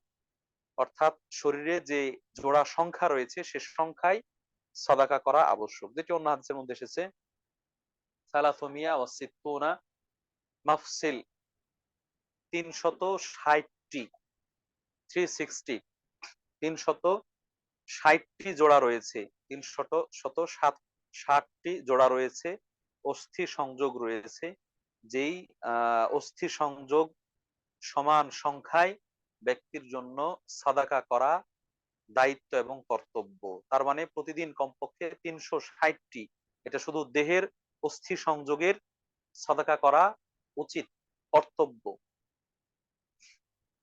কিন্তু একজন মানুষ, বিশেষ করে যে অভাবী, যে মিসকিন, যার কাছে অর্থ সম্পদ নেই, অথবা সে নিজের মতো চলতে পারে, অন্যকে সাহায্য সহযোগিতা করার মতো অর্থ নেই, এরকম মানুষ কিভাবে তার শরীরের 360টি সাদাকা আদায় করবে, দেহের 360টি সাদাকা আদায় করবে? এটা যেন কষ্টসাধ্য, কঠিন। আল্লাহ রাসূল সাল্লাল্লাহু আলাইহি ওয়াসাল্লাম নির্দেশনা দিয়ে দিলেন, পদ্ধতি বলে দিলেন, যে শুধু সাদাকা করার জন্য অর্থ সম্পদ দিয়েই সাদকা করতে হবে এরকম নয়, অথবা এই দেহের 360টি জোড়ার সমপরিমাণ 360টি সাদাকা এটা অর্থের বিনিময়ে করতে হবে এমনটা নয়, বরং কিছু কাজ রয়েছে যে কাজগুলো করলে ব্যক্তি সাদাকা করার সওয়াব পাবে। এর মধ্যে আল্লাহ রাসূল সাল্লাল্লাহু আলাইহি ওয়াসাল্লাম আগের কথাগুলোর পাশাপাশি এই কথাগুলো বললেন, তাআদিলু বাইনা ইসনাইনি সাদাকাতুন, দুজন ব্যক্তির মাঝে মিটমাট করে দেওয়া, মীমাংসা করে দেওয়া, এর মধ্যে সাদাকার সওয়াব রয়েছে। সম্মানিত উপস্থিতি, একজন মুসলিম আর একজন মুসলিমের ভাই, ইন্নামাল মুমিনুনা ইখওয়াহ, আল মুসলিমু আখুল মুসলিম, মুমিন মুমিনের ভাই, মুসলিম মুসলিমের ভাই, এই ভ্রাতৃত্ববোধ বজায় থাকবে। কিন্তু যদি কখনো মনোমালিন্য হয়, কখনো ঝগড়া বেঁধে যায়, বিবাদ দেখা যায়, আহ সম্পর্কের দূরত্ব তৈরি হয়, তাহলে তাদের মাঝে মিটমাট করে দেওয়া, প্রথমত নিজেরাই মিটমাট হয়ে যাওয়া, এটা উত্তম কাজ। যদি সেটা নাও হয়, তাহলে থার্ড পার্টি, তৃতীয় কোনো পক্ষ যদি সেই ভূমিকা রাখতে পারেন, তাদের মাঝে মিটমাট করে দিবেন, তাহলে এটা অত্যন্ত ফজিলতপূর্ণ একটি কাজ, অত্যন্ত ফজিলতপূর্ণ একটি কাজ, যার ব্যাপারে অন্যান্য হাদিসের মধ্যে বিভিন্ন ভাবে এসেছে, এবং কোরআনের মধ্যে আয়াত এসেছে, কোরআনের মধ্যে আয়াত এসেছে যে পরস্পরের মধ্যে মিটমাট করে দেওয়া এটাও মুমিনদের একটি বৈশিষ্ট্য। তো এখানে আল্লাহ রাসূল সাল্লাল্লাহু আলাইহি ওয়াসাল্লাম বলছেন যে তাআদিলু বাইনা ইসনাইনি সাদাকা, দুজন ব্যক্তির মাঝে মিটমাট করে দেওয়া, এটিও যেন সাদাকার একটি, সাদাকা করার মতো সওয়াব। ওয়া তুঈনুর রাজুলু ফি দাব্বাতিহি ফাতাহমিলুহু আলাইহা আও তারফাউ লাহু আলাইহা মাতাআহু সাদাকা, ব্যক্তিকে তার বাহনে চড়তে সহযোগিতা করবে। বাহনে চড়া উঠা, আগের যুগের বাহন ছিল ঘোড়া, উট, গাধা, খচ্চর ইত্যাদি, সেগুলোতে উঠতে হলে হয়তো একা একা উঠতে পারতো না, সেক্ষেত্রে আরেকজন সহযোগিতা প্রয়োজন হতো। তো এইরকম সহযোগিতা করা, এটা আল্লাহ রাসূল সাল্লাল্লাহু আলাইহি ওয়াসাল্লাম বলছেন সাদাকা করার সওয়াব লাভ করবে। সম্মানিত উপস্থিতি, এখন উট, ঘোড়া, গাধা, খচ্চর ইত্যাদি না থাকলেও এখনকার যুগেও এরকম অনেক পরিস্থিতি তৈরি হয়, যে সময়গুলোতে ব্যক্তি আরেকজনের সাহায্যের মুখামুখি থাকে। রিকশায় উঠবেন বা ভ্যানে উঠবেন, একটু উঁচা, বৃদ্ধ মানুষ অথবা ছোট্ট শিশু, সে উঠতে পারছে না, সেক্ষেত্রে আপনি একটু সাহায্য করলেন উঠাতে, একটু ধরে উঠিয়ে দিলেন, এর মাধ্যমে আপনি সাদাকা করার সওয়াব লাভ করলেন। এইভাবে আমরা দেখতে পাই বাংলাদেশের রেলওয়ে যোগাযোগ ব্যবস্থায় গাদাগাদি করে মানুষ উঠে, সে সময় অনেক কষ্ট হয়। সেক্ষেত্রেও যদি আপনি কাউকে এই সাদাকা করার নিয়তে সাহায্য করেন, আপনিও সেক্ষেত্রে সাদাকার সওয়াব পাবেন ইনশাআল্লাহ। এরকম প্রত্যেকটা ক্ষেত্রে, বিশেষ করে যারা প্রতিবন্ধী অথবা অসুস্থ, হুইল চেয়ারে যাতায়াত করেন, তারা হয়তো একটু আহ ধাক্কার অপেক্ষায় থাকেন অথবা একটু সামনে এগিয়ে নিয়ে দেওয়ার অপেক্ষায় থাকেন। আহ এই ধরনের কাজগুলো, এগুলো ব্যক্তিকে সাদাকা করার সওয়াব বয়ে এনে দিবে। আল্লাহ রাসূল সাল্লাল্লাহু আলাইহি ওয়াসাল্লাম আরো বলছেন, আও তারফাউ লাহু আলাইহা মাতাআহু সাদাকা, ব্যক্তি তার কোন ব্যক্তিকে বাহনের উপর জিনিসপত্র উঠাতে সহযোগিতা করবে, জিনিসপত্র ওঠাতে সহযোগিতা করবে, এটাও সাদাকা, এর সওয়াব লাভ করবে। আমরা এক সময় দেখেছি গ্রামে গঞ্জে মানুষ বোঝা নিয়ে আসতো মাথায় করে বোঝা নিয়ে আসতো, ধান ক্ষেতের বা গম ক্ষেতের অথবা আরো বিভিন্ন জিনিসের। তো সেই বোঝাটা বা ঘাসের, সেটা নিজে নিজে উঠাতে পারতো না, এটার জন্য আরেকজনের সহযোগিতার দরকার হতো। মানুষ অনায়াসে এই ধরনের হাদিস শুনুক অথবা না শুনুক, নির্দ্বিধায় এই ধরনের কাজগুলো করাকে মনে করতো পরোপকার, এটা অন্যের উপকার করা, এবং সেভাবে সচরাচর দেখা গিয়েছে সেরকমটা করা হয়েছে। আমরাও দেখেছি বাজারের মধ্যে কেউ সবজি বিক্রেতা সবজি বিক্রি করতে গিয়েছেন, আহ জিনিসটা নামাবেন মাথা থেকে, একাই নামাতে পারছেন না, বস্তাটা নামাতে পারছেন না, আরেকজন ধরে নামিয়ে দিয়েছে। রিক্সাওয়ালা বা ভ্যানওয়ালা জিনিস পরিবহন করবেন, ঠেলা গাড়িওয়ালা পরিবহন করবেন, তো সেক্ষেত্রে সে একাই উঠাতে পারছে না, সেখানে আরেকজন ধরে হাতাহাতি করে উঠিয়ে দেওয়া হয়েছে। এগুলো খুব স্বাভাবিক ভাবে নেওয়া হয়েছে। কিন্তু এখন আধুনিক যুগ চলে এসেছে, মানুষ এই ধরনের কাজগুলো করলে যেন নিজের ব্যক্তিত্বের মধ্যে আঘাত আসে, মনে করা হয় যে ও তো টাকা পয়সা পাবে, বিনিময় পাবে, কুলি আছে, মিন্তি আছে, মজুর আছে, কামলা আছে, সে এটা উঠাবে, এর বিনিময়ে তো সে পারিশ্রমিক পাবে, তাহলে আমি প্রফেসর, আমি আহ ইঞ্জিনিয়ার, আমি ডাক্তার, আমি শিক্ষিত, আমি হুজুর, আমি আলেম, আমি কেন তাকে এইভাবে সহযোগিতা করতে চাই? এই ধরনের সহযোগিতা আমরা করি না। অনেক সময় আমরা খেয়াল করি বৃদ্ধ মানুষ হয়তো আহ জীবিকা নির্বাহের জন্য রিক্সা চালাচ্ছেন, সেই রিক্সায় আমি প্যাসেঞ্জার হয়েছে, উঠেছি, কিন্তু তিনি তো বৃদ্ধ, গায়ে সেরকম বল নেই, দ্রুত চালাতে পারছেন না, এই জন্য তাকে বকাবকি করি, আরে রিক্সা চালাতে পারেন না, বা রাস্তায় নেমেছেন কেন, এই কাজে এসেছেন, ইত্যাদি ইত্যাদি, এরকম বকাঝকা করি, অথবা ভাড়া কমিয়ে দেই, অথবা গালমন্দ করি। অথবা অনেক সময় দেখি যে লোকটার জীবন বের হয়ে যাচ্ছে, তিনি টানতেই পারছেন না, পায়ে হেঁটে হেঁটে টানছেন, একটা উঁচু জায়গা, ঢালু জায়গা, সেখানে উঠাতে পারছেন না, তারপর আমি ভদ্রবেশী মানুষ, পয়সার বিনিময়ে যাব এজন্য বসেই আছি, একটু নামছি না, একটু নেমে তাকে সহযোগিতা করছি না, অথবা আমি পিছন থেকে একটু ধাক্কা দিয়ে দিব, এমনটা করছি না। সম্মানিত উপস্থিতি, যদি এমনটা করতে পারতাম তাহলে এর মধ্যে আমরা সাদাকা করার সওয়াব লাভ করতে পারতাম, এর মধ্যে সওয়াব লাভ করতে পারতাম সাদাকা করার। কিন্তু এই ধরনের মন মানসিকতা কাছাকাছি সময় মানুষের মধ্যে উঠে যাচ্ছে। একদিকে মানবতা, মানুষের প্রতি মানুষের যে দরদ, সেই দরদটাও অবহেলিত হচ্ছে, এটা উঠে যাচ্ছে। আর একদিকে এর মাধ্যমে যে ব্যক্তি সওয়াব লাভ করত, সেই সওয়াব লাভের পথটাও রুদ্ধ হয়ে যাচ্ছে, বন্ধ হয়ে যাচ্ছে। এই বিষয়গুলোতে আমাদের সচেতন হওয়া দরকার, খেয়াল করা দরকার। এখনো গ্রামে দেখা যায় অনেকে এই ধরনের সহযোগিতাগুলো করে থাকেন, কিন্তু শহরের ক্ষেত্রে এই ধরনের সহযোগিতাগুলো খুবই বিরল এবং দুষ্প্রাপ্য বটেই। আমার সময় ক্ষেপণ না হলে এবং আপনার বিরক্ত না হলে একটি ঘটনা মনে পড়ে গেল, সেটি বলতে চাই। যে আমি সৌদি আরবে যখন ছিলাম, মদিনা থেকে প্রায় 750 কিলোমিটার দূরে, মদিনা জেলার অন্তর্গত একটি উপজেলা হচ্ছে আল ওয়াজ, যেটা ইয়াম্বু রয়্যাল কমিশন থেকে আরো প্রায় দ্বিগুণ, এবং এটা পুরোটাই লোহিত সাগরের তীরে, একেবারে সাগর পাড়ে। তো কোন এক রমজান মাসে আমি সেখানে দাওয়াতি কাজে ছিলাম, সেই কাজ শেষ করে সেখান থেকে ফিরে আসছি ঈদের পরের দিন, সপরিবারে আমি গাড়ি ড্রাইভ করে আসছি। তো আসতে গিয়ে আমার একটু কি ধরনের জানি সমস্যা দেখা দিল। আমি রাস্তার পাশে পার্ক করলাম। পার্কিং করতে গিয়ে আমি যে জায়গায়, রাতের অন্ধকার, বোঝা যাচ্ছে না, লাইটের আলোতে সেভাবে বুঝতে পারিনি, বুঝে উঠতে পারিনি। তো পার্কিং করে আমি যখন গাড়িটা নিচ থেকে উপরের দিকে উঠাবো, তখন দেখছি যে আমার চাকা দেবে যাচ্ছে, বালুর মধ্যে দেবে যাচ্ছে। তো এইভাবে যত চেষ্টা করছি আমি সামনের দিকে নেওয়ার, ততটাই দেবে যাচ্ছে। আহ উঠাতে পারছি না। নেমে অন্যভাবে চেষ্টা করলাম, না কোনোভাবে আমি পারছি না, ব্যর্থ। আমার ওয়াইফ আছে, আমার ছোট্ট বাচ্চা, তখন সে কোলের বাচ্চা, সেও আছে। একদিকে ভয় হচ্ছে, গভীর রাত, ফজরের আগ দিয়ে প্রায়, আবার অন্ধকার ঘুটঘুটে, আবার হচ্ছে একেবারে ফাঁকা, আশপাশে কিছুই দেখা যাচ্ছে না।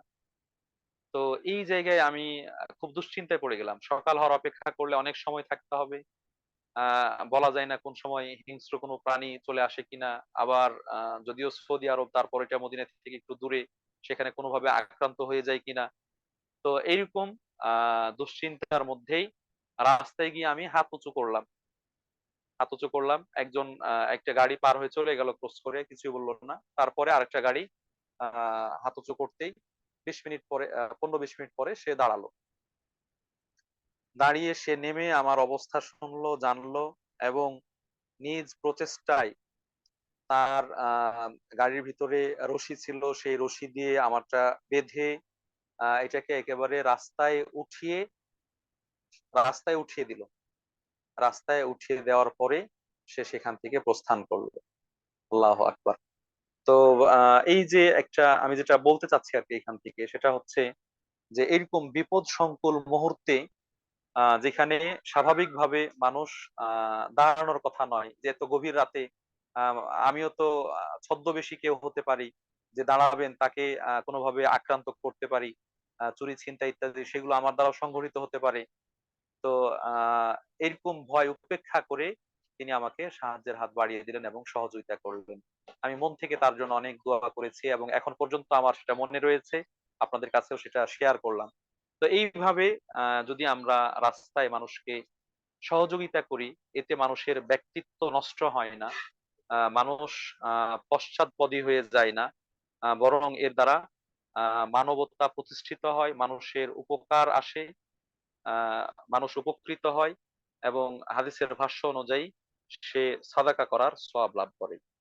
সম্মানিত উপস্থিতি, আল্লাহ রাসূল সাল্লাল্লাহু আলাইহি ওয়াসাল্লাম এখানে সেদিকে ইঙ্গিত দিয়ে বলছেন যে ব্যক্তিকে তার বাহনে উঠতে সহযোগিতা করা, এর মধ্যেও সাদাকার সওয়াব রয়েছে, অথবা বাহনে তার সম্পদ, জিনিসপত্র, বোঝা উঠিয়ে দেওয়ার ক্ষেত্রে সহযোগিতা করতেও সাদাকা রয়েছে।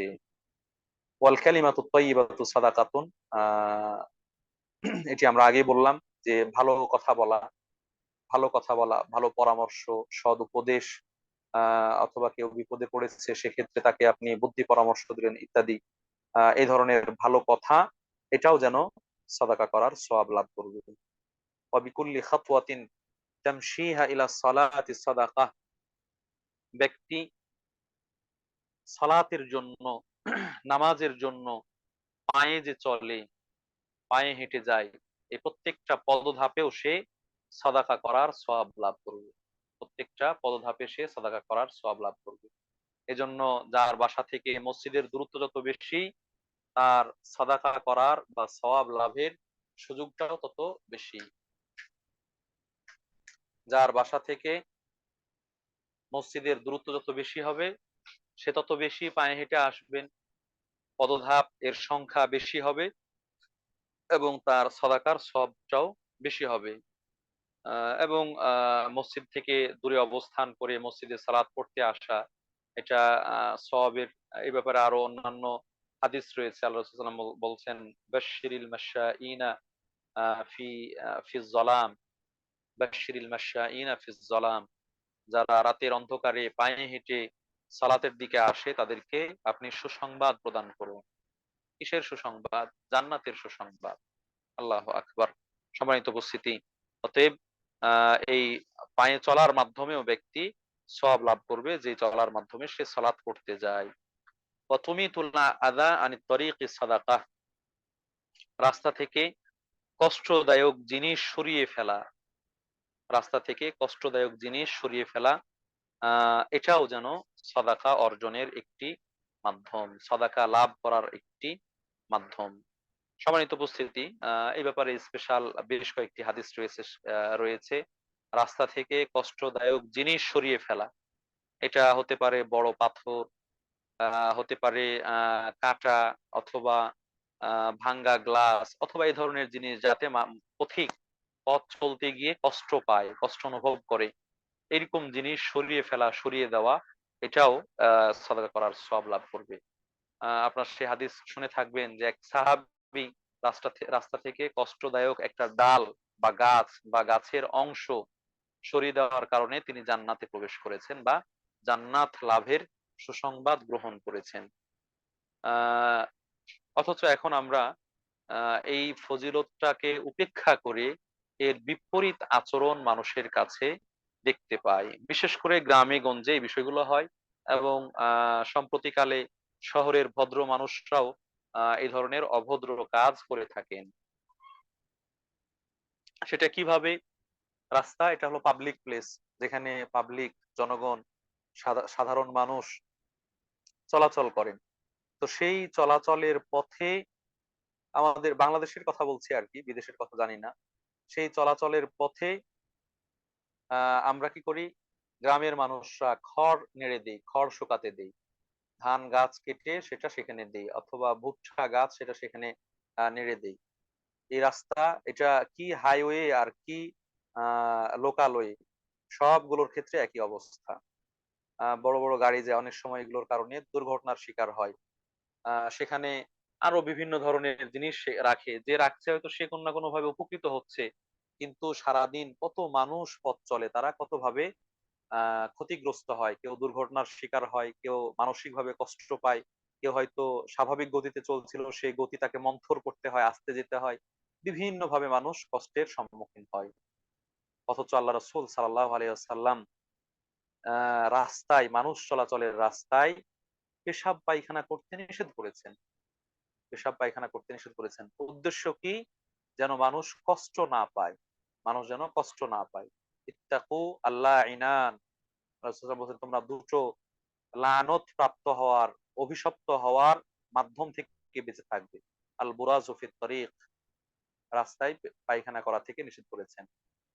কোন কোন বর্ণায় এসেছে তিনটি জিনিস থেকে: পানির ঘাটে, আর যেই গাছের ছায়ায় মানুষ বিশ্রাম গ্রহণ করে, এরকম ছায়া দানকারী গাছের নিচে, মানুষ চলাচলের রাস্তায়, এই ধরনের জায়গাগুলোতে পেশাব পায়খানা করতে নিষেধ করা হয়েছে। কেন? যেন মানুষ কষ্ট না পায়।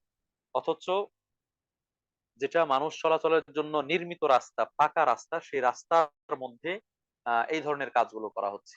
অনেকে নিজের প্রয়োজনীয় জিনিস সেখানে রেখে দিচ্ছে, রাস্তাটাকে সংকীর্ণ করে ফেলছে, আটক করে ফেলছে। শহরের মানুষ ময়লার যেই পলিথিন, অথবা উচ্ছিষ্ট খাবারের, অথবা ময়লা আবর্জনা ইত্যাদি, সেইগুলো রাস্তার মধ্যে ফেলে রাখছেন। এখন আমরা দেখছি বাসা বাড়ি ইত্যাদি নির্মাণ করার জন্য বাসার সামনে ইট, বালু, সিমেন্ট ইত্যাদি, অথবা বিল্ডিং এর উচ্ছিষ্ট অপ্রয়োজনীয় জিনিসগুলো, সেগুলো রাস্তার মধ্যে ফেলে রাখছেন দীর্ঘদিন পর্যন্ত। এগুলোর ব্যাপারে কোনো ভ্রুক্ষেপই নেই যে কত মানুষ কষ্ট পাচ্ছে, কষ্ট করে যাচ্ছে। অনেক সময় মানুষ মুখ ফুটে বলে ফেলে, এটা অমুকের, অমুক, মুখের ভাষা, অশ্লীল ভাষায়, অশ্রাব্য ভাষায় গালিগালাজ করে বলে যে এটা কেন করেছে। অনেক সময় মানুষ হয়তো মুখ ফুটে বলে না, কিন্তু মন থেকে কষ্ট পায়, মন থেকে কষ্ট পায়, অথবা মনে মনে গালিগালাজ করে, বদদোয়া করে ইত্যাদি। সম্মানিত উপস্থিতি, তাহলে একদিকে আল্লাহ রাসূল সাল্লাল্লাহু আলাইহি সাল্লাম রাস্তা থেকে, রাস্তায় কষ্টদায়ক জিনিস রাখতে নিষেধ করেছেন, অন্যদিকে কষ্টদায়ক জিনিস সরিয়ে ফেললে, দূর করলে তার সওয়াবের কথা বলেছেন এবং জান্নাতে যাওয়ার মাধ্যম বলেছেন। পাশাপাশি হাদিসের মধ্যে বলেছেন এটি একটি সাদাকা করার সওয়াব অর্জন হবে। সম্মানিত উপস্থিতি, অতএব আমাদের কোনোভাবেই উচিত নয় মানুষের চলাচলের পথ, আহ পথে বাধা প্রদান করা, পথ আটকে দেওয়া, বরং পথকে নির্বিঘ্ন করা, পথকে মসৃণ করা, মানুষ যেন সুন্দর সাবলীল ভাবে যাতায়াত করতে পারে, সেই ব্যবস্থা করে দেওয়া। এটি হচ্ছে একজন মুমিন ও মুসলিম হিসেবে আরেকজন মুমিন ও মুসলিমের কাছে প্রাপ্য এবং প্রত্যাশা। এবং এটি হচ্ছে কাঙ্ক্ষিত জিনিস, এবং এর মাধ্যমে ব্যক্তি সেই সওয়াব লাভ করবে। সম্মানিত উপস্থিতি, মোটামুটি এতটুকুই হাদিসের মধ্যে এসেছে। দুই হাদিস যেগুলো আমরা বললাম, এই সকল জিনিসগুলোর মাধ্যমে ব্যক্তি সাদাকা করার সওয়াব লাভ করবে। সাদাকা করার যে প্রতিদান পুণ্য সেটি লাভ করবে, সেটি পেলাম। এর বাইরেও আরো একাধিক হাদিস রয়েছে এই সম্পর্কে। সেই হাদিসগুলোর মধ্যে আপনারা জেনেছেন, জানবেন। কারো দিকে আহ হাস্যোজ্জ্বল চেহারায় কথা বলা, অথবা কেউ জিজ্ঞাসা করলে বা তার প্রতি উত্তরে হাস্যোজ্জ্বল চেহারায় তার সাথে কথা বলা, বা হাস্যোজ্জ্বল চেহারা উপস্থাপন করা, এর মাধ্যমেও সাদাকার সওয়াব রয়েছে। এমনকি বলা হয়েছে তুমি ব্যক্তিকে সাহায্য করবে, সহযোগিতা করবে অর্থ সম্পদ দিয়ে, না হলে তার কাজে, অথবা যে নির্বোধ কাজ জানে না তাকে কাজ শিখিয়ে দেওয়ার মাধ্যমে, এগুলোর মাধ্যমেও সাদাকা করার সওয়াব পাবে। যদি কোনো ব্যক্তি কোনোভাবেই কারো জন্য কোনো উপকার বয়ে না নিয়ে আসতে পারে, না অর্থ সম্পদ দেওয়ার মাধ্যমে, না ভালো কথা বলার মাধ্যমে, না কোনো কাজে সাহায্য সহযোগিতা করার মাধ্যমে, কোনোভাবেই কারো উপকার করতে পারছে না, এমন ক্ষেত্রে বলা হয়েছে তুমি মানুষের ক্ষতি করা থেকে বেঁচে থাকবে, মানুষের ক্ষতি করা থেকে বেঁচে থাকবে, অনিষ্ট করা থেকে বেঁচে থাকবে, অনুপকার করা থেকে বেঁচে থাকবে, এতেও তুমি সাদাকার সওয়াব লাভ করবে। সুবহানাল্লাহ, সুবহানাল্লাহ এবং সুবহানাল্লাহ আযীম। সম্মানিত উপস্থিতি, অতএব ইসলামী শরীয়তে এই সওয়াব অর্জনের যে পথ, লাভের যে পথ, সেই পথ এবং পদ্ধতি এগুলো বহুমুখী, বিভিন্ন ধরনের, বিভিন্ন দিক থেকে সেই সওয়াব লাভ করা যায়, যাওয়ার সুযোগ রয়েছে। দরকার আমাদের সুন্দর মন, প্রশস্ত মন, স্বচ্ছ মন, আন্তরিকতা, নিষ্ঠা এবং সঠিক পদ্ধতি। আমরা যদি সুন্দর মন, আন্তরিকতা নিয়ে, নিষ্ঠা নিয়ে, মানসিক স্বচ্ছতা নিয়ে, প্রফুল্লতা নিয়ে আহ সঠিক পদ্ধতিতে সেই কাজগুলো সম্পন্ন করতে পারি, তাহলে আমাদের জন্য অনেক অনেক সওয়াব রয়েছে। আমাদের চলতে ফিরতে, উঠতে বসতে, আমাদের নিত্যদিনের যে কাজকর্মগুলো রয়েছে সেগুলোর মাধ্যমে আমরা অভূতপূর্ব সওয়াব লাভ করতে পারবো, সাদাকার সওয়াব লাভ করতে পারবো, দানের সওয়াব লাভ করতে পারবো।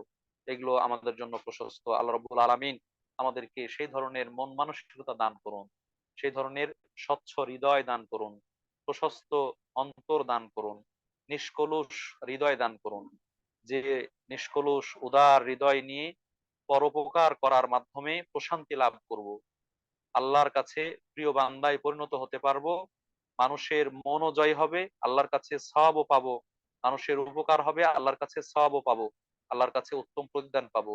আমাদেরকে সেই ধরনের কাজগুলো করার তৌফিক দান করুন, আমিন। আমরা আজকে বহুমুখী সাদাকার যে আলোচনা শুনলাম, হয়তো ইতিপূর্বে শুনেছি, আজকেও আমরা রিমাইন্ডার হিসেবে মনে করিয়ে দিলাম, সেই সাদাকার কাজগুলো করার চেষ্টা করব। আর্থিক এবং আর্থিক ছাড়া শারীরিক পরিশ্রমের, দৈহিক পরিশ্রমের যে সাদাকা রয়েছে, কথার যে সাদাকা রয়েছে, সেগুলো করার চেষ্টা করব। আল্লাহ রাব্বুল আলামিন আমাদেরকে সেই তৌফিক দান করুন, আমিন। কোনোভাবেই যেন আমরা কোনো কাজকে, সওয়াবের কাজকে, কল্যাণ লাভের কাজকে ছোট বা খাটো বা তুচ্ছ তাচ্ছিল্য মনে না করি, বরং সেটাকে ইসলামে সওয়াব লাভের একটি অন্যতম মাধ্যম হিসেবে গ্রহণ করে সেটি করার ব্যাপারে আগ্রহ দেখিয়ে সবার আগে করার চেষ্টা করি। আল্লাহ রাব্বুল আলামিন আমাদের সকলকে সে তৌফিক দান করুন, আমিন। এ বলে আমি আমার সংক্ষিপ্ত আলোচনা এখানে শেষ করছি। আলোচনার শেষে সবার জন্য আমরা দোয়া করছি। প্রথমত, আমরা যে আলোচনা শুনলাম এর মধ্যে যদি কোনো ভুল ত্রুটি থেকে থাকে, আল্লাহ রাব্বুল আলামিন সেগুলো মাফ করে দিন, সেগুলো আমাদেরকে ভুলে যাওয়ার তৌফিক দান করুন। আর যেগুলো আমরা কোরআন হাদিস নির্ভর অথেন্টিক কথাগুলো বলেছি, সেগুলো আল্লাহ রাব্বুল আলামিন আমাদের হৃদয়ে গেঁথে দিন, সেগুলো অনুযায়ী আমল করার তৌফিক দান করুন। পাশাপাশি সত্যিকার অর্থে যেন আমরা মানুষের জন্যই মানুষ, মানুষের উপকারের জন্য মানুষ হিসেবেই কাজ করতে পারে, আল্লাহ রাব্বুল আলামিন সেই তৌফিক দান করুন। সেই তৌফিক দান করুন, আমিন, আল্লাহুম্মা আমিন। পাশাপাশি যারা আজকের এই আলোচনায় সংযুক্ত হয়েছেন, আল্লাহ রাব্বুল আলামিন সকলকে উত্তম বিনিময় দান করুন। যারা অসুস্থ আছে তাদেরকে শিফায়ে কামিলা আজিলা দান করুন। যারা বিভিন্ন সমস্যায় জর্জরিত আছেন, আল্লাহ রাব্বুল আলামিন সমস্যাগুলো সমাধান করে দিন, সুষ্ঠু সমাধান দান করুন। অনেক বোনেরাই, দিনী বোনেরাই পারিবারিক দাম্পত্য কলহে আছেন। আল্লাহ রাব্বুল আলামিন তাদের সেই কলহগুলো দূর করে দিন, সুষ্ঠু সমাধান দান করুন, আমিন। পাশাপাশি আমরা যেন পরস্পরকে কল্যাণকর কাজে সহযোগিতা করতে পারি, আল্লাহ রাব্বুল আলামিন সে তৌফিক দান করুন, আমিন। আহ এবং আমি আমার সংক্ষিপ্ত আলোচনা এখানে শেষ করছি। দিনী বোনদেরকে অনুরোধ করব, যাদের প্রশ্ন রয়েছে আপনারা হ্যান্ড রাইজ করবেন এবং অন্যান্য দিনের মতো স্বাভাবিকভাবেই আপনারা সেই প্রশ্নগুলো করবেন, আমরা সেখান থেকে উত্তর দেওয়ার চেষ্টা করবো ইনশাআল্লাহ। জাজাকাল্লাহ খায়রান ভাই, আলহামদুলিল্লাহ। আমি দুইটা কথা শুধু একটু করতে চাই আপনার প্রশ্ন নেওয়ার আগে। সেটা হলো, আলহামদুলিল্লাহ, এই যে রাস্তায় ধরেন অন্ধকে পার করিয়ে দেওয়া মানে অর্থ ছাড়া, তারপরে এই যে বয়স্ক মানুষ বা কোনো মানুষের দেখা গেছে যে আমরা এখানে দেখেছি যে ইয়ে থেকে বাজার করতে করে রাস্তা পার হওয়ার সময় পড়ে গিয়ে আলু পটল পিয়া মানে যা সব রাস্তা ছড়াই ছিটায় পড়ে গেছে। তো বাস ড্রাইভার গাড়িটা থামায়ে নেমে গেছে, নেমে গিয়ে ওই বৃদ্ধকে, ওই বয়স্ক বা ওদেরকে খুঁজে সবগুলো তুলে তার ইয়েতে মানে ব্যাগে তুলে দিয়ে রাস্তা পার করে দিয়ে আসছে। মানে এই জিনিসগুলি অর্থ ব্যয় করা ছাড়াও মানুষ করতে পারে। এই যে পাকা হলি পাখির জন্য বাগানে একটু পানি, গ্রীষ্মের দিনে এই যে যখন উত্তপ্ত ইয়ে থাকে যে এদের জন্য এরা পানি খাবে, পাখিরা এসে বা কোনো ছোট ছোট জন্তু জানোয়ার যদি থাকে মানে এরা থাকলে এদের এগুলা কিছু কিছু জিনিস আছে যেগুলা খুবই, এই যে কলার খোসা তুলে ফেলা রাস্তা থেকে, যে কষ্টদায়ক বস্তু যেটা বলছেন এটার মধ্যে কাঁচ ভাঙা পড়ে থাকে, লোহার পেরেক বা কত কিছু মানুষের জন্য খুব ক্ষতিকর হতে পারে, এগুলো এগুলো পড়ে। এই একটা সাইড, যে ছোট ছোট জিনিস যে কথা বলছেন যে ছোট কাজকে এগুলাকে ছোট করে দেখতে না, এগুলো মানুষ কিন্তু রিয়ার জন্য করে না, ভালোবেসে আল্লাহ সন্তুষ্টির জন্য করলে এটার জন্য অনেক সওয়াব। তো আরেকটা জিনিস হচ্ছে সাদগায়ে জারিয়া, যেটা আমরা করতে পারবো সেটা হলো ধরেন এমনি তো এই যে অর্থবিত্ত খরচ করে ইয়াতিম প্রতিপালন, এই যে বিভিন্ন মসজিদ মাদ্রাসা নির্মাণ, কিন্তু আরেকটা সাদগায়ে জারিয়া বিনা অর্থে আমরা করতে পারি, সেটা হলো এই যে তাসবিহ তাহলিল যেগুলো আমরা নিজেরা করছি, সেগুলো আমরা আল্লাহর সন্তুষ্টির জন্য নিজের ঘরের সন্তান হইতে শুরু করে যাদেরকে শিখাবো, ধরেন সুবহানাল্লাহ, লা ইলাহা ইল্লাল্লাহ, আলহামদুলিল্লাহ, এগুলোর ফজিলত সহ শিখিয়ে দিব। একটা মা বাচ্চাকে সূরা ফাতিহা শিখালে, এই যে শ্রেষ্ঠ কালেমা লা ইলাহা ইল্লাল্লাহ শিখালে, মানে যে ওই সূরা ফাতিহা যতদিন সে পড়বে, যত রাকাত নামাজে পড়বে, সে এটা সওয়াব পেতে থাকবে, সে যাকে শিখাবে এরকম করে। এগুলোও কিন্তু অর্থ খরচ না করে আমরা এই কালেমাগুলি কাউকে যদি আমি শিখালাম যে তুমি এটার এত ফজিলত, যে 7 স্তর আসমান, 7 স্তর জমিন, এক পাল্লা রাখলে লা ইলাহা ইল্লাল্লাহর ওজন, এক পাল্লা রাখলে লা ইলাহা ইল্লাল্লাহর ওজন বেশি হবে, তুমি অন্যকে শিখাও। এইগুলোর মাধ্যমেও কিন্তু আমরা ইয়ে করতে পারি, মানে সাদগায়ে জারিয়া, যেটা অর্থ ব্যয় ছাড়া মানুষকে শিখিয়ে একটা ভালো দোয়া শিখিয়ে বলে দিলাম যে আমি আল্লাহর সন্তুষ্টির জন্য এর উপর আমল করে তোমার কাছে পৌঁছে দিলাম, তুমিও এটা আল্লাহর সন্তুষ্টির জন্য অন্যের কাছে পৌঁছে দাও। এই যে বিতরণ, যেটা সুবহানাল্লাহ, আলহামদুলিল্লাহ, আল্লাহু আকবার। আরেকটা জিনিস হচ্ছে ঘুমানোর আগে অনেক বড় একটা সাদাকা আমরা করতে পারি, সেটা হলো আল্লাহর সন্তুষ্টির জন্য সারা দিনে যারা আমাদেরকে কষ্ট দিয়েছে, ক্ষতি করেছে, যত কিছু হয়েছে কথায় বা অর্থ সবকিছুতে, শুধু আল্লাহর সন্তুষ্টির জন্য তাকে ক্ষমা করে দেওয়া, এটাও অনেক বড় একটা সাদাকা হতে পারে। এটাই আর কি, ছোট্ট ছোট্ট জিনিস, এগুলো আমার একটু মনে পড়ে। জাযাকাল্লাহ খাইর, জাযাকাল্লাহ খাইর। আপনি বলাতে আমার আরেকটা কথা মনে হলো, সেটা হলো জি। আমি আলোচনার মধ্যে বলবো মনে করেছিলাম, কিন্তু শয়তান ভুলিয়ে দিয়েছে আর কি। জি সেটা হলো জি যে ওই যে 360টা জোড়া ওরা বা জি ওসমান সংযোগ, হ্যাঁ, জি তার জন্য যে সাদাকা করতে হয়, জি সেই সাদাকাটা এইভাবে আমরা যে করি, এগুলোর মাধ্যমে হতে পারি। জি এই তাসবিহ তাহলিল ইত্যাদি যে যে কয়বার বলবো সে কয়টা সাদাকা হয়ে গেল। হবে। আর আল্লাহ রাসূল সাল্লাল্লাহু আলাইহি ওয়াসাল্লাম একটা কর্ম শিখিয়ে দিয়েছেন, সেটা করলে দোহা সেই সালাতুল কথাই দোহা। যথেষ্ট। সেটা হলো চাষতের 2 রাকাত নামাজ মসজিদ পড়া। দুরাকাত নামাজ, জি জি জি, এটা আমি একবার বলতে চাইছিলাম। জি এটা আরেকটি হাদিসের মধ্যে এসেছে, জি যে ব্যক্তি চাষতের 2 রাকাত নামাজ পড়বে, জি, আহ তার এই 360টা জোড়ার যে সাদাকা করার দায়িত্ব, সে দায়িত্ব পালন এটা হয়ে আদায় যাবে। হয়ে যাবে। জি জি। আরো জি ফজিলত মধ্যে আল্লাহ ওই দিনের জন্য ওই ব্যক্তির নিরাপত্তার জন্য যথেষ্ট হয়ে যাবে। জি জি বারাকাল্লাহ খাইর, বারাকাল্লাহ ফিক। জি জি।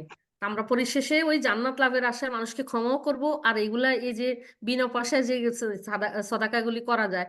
আরেকটা জিনিস ছোট্ট ভাই, আপনি সবাইকে আমি এই কথা বলতেছি, একটা কিছু মায়ের আক্ষেপের দুঃখের জন্য, যে আমরা ওই যে ইয়াতিম প্রতিপালনের প্রতি যতটা ইন্টারেস্টেড, হ্যাঁ, যে কিয়ামতের দিন রাসূল সাল্লাল্লাহু আলাইহি ওয়াসাল্লামের সাথে প্রতিবেশী হিসাবে থাকা যাবে, এইটার কারণে সবাই শুধু ইয়াতিম হলে নিবে, দুস্থ অসহায় গরিব নিঃস্ব ওরা ওটা হলে আর নিবে না, এরকম কিছু টেন্ডেন্সি আছে, এদের দায়িত্ব নিবে না। হ্যাঁ, তখন ওই মারা এত কষ্ট পেয়ে যে তাহলে তার বাবা মরে যাওয়া উচিত ছিল, তাও তো একটু সাহায্য পেতাম, কারণ এত বাবার হয়তো অসুস্থতার কারণে অক্ষম বা কাজকর্ম নাই, নানা কারণে তারা এমন হয়ে গেছে যে থাকা আর না থাকা আর সমান হয়ে যায়। অনেক সময় থাকাটাই আরো কষ্টকর হয়ে যায়, যে তার পিছনেই খরচ করতে হয়, যে মানে তিনি তো করবেন, দায়িত্ব দিবেন দূরের কথা। এরকম অনেক জায়গায় আছে যে অসহায় নিঃস্ব দুস্থ, এদের এত খারাপ অবস্থা অর্থনৈতিক যে তাদের কষ্ট কষ্ট করে তার আক্ষেপ করে বলছে যে ইয়াতিম হলা হয় তো ভালো ছিল, বাবা না থাকাই ভালো ছিল। এরকম কয়েক জায়গায় হয়েছে। তো এরকম কিছু জায়গা আমরা ফেস করি,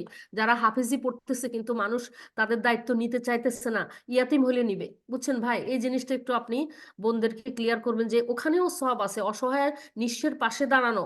বলছে যে তুমি দমিনে যে আছে তার প্রতি যদি দয়া দেখা, আসমানে যিনি আছেন তিনি তোমার জন্য দয়া দেখাবেন, এবং যে ওই সময় দয়া আরো দয়া দেখাবেন যখন তিনি ছাড়া আর দয়া দেখাবার কেউ নাই, এবং তার দয়াই আমাদের সবচেয়ে জরুরি কিয়ামতের দিনে।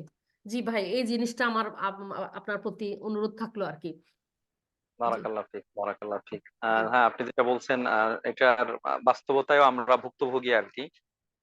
অনেকে আমাদের মাধ্যমেও ওই ছাত্রদের খরচ, মাসিক খরচ, মান্থলি খরচ অথবা ইয়ারলি খরচ দেওয়ার চেষ্টা করেন। তো সেখানে ওনারা রিকোয়ারমেন্ট দেন যে ইয়াতিম হতে হবে, ইয়াতিম হতে হবে। আসলে ইয়াতিমদের ব্যাপারে সবারই তো একটা সহানুভূতির দৃষ্টি আছেই। যখন ইয়াতিম শুনে তখন একটা দুর্বলতা কাজ করে তাদের তার ব্যাপারে।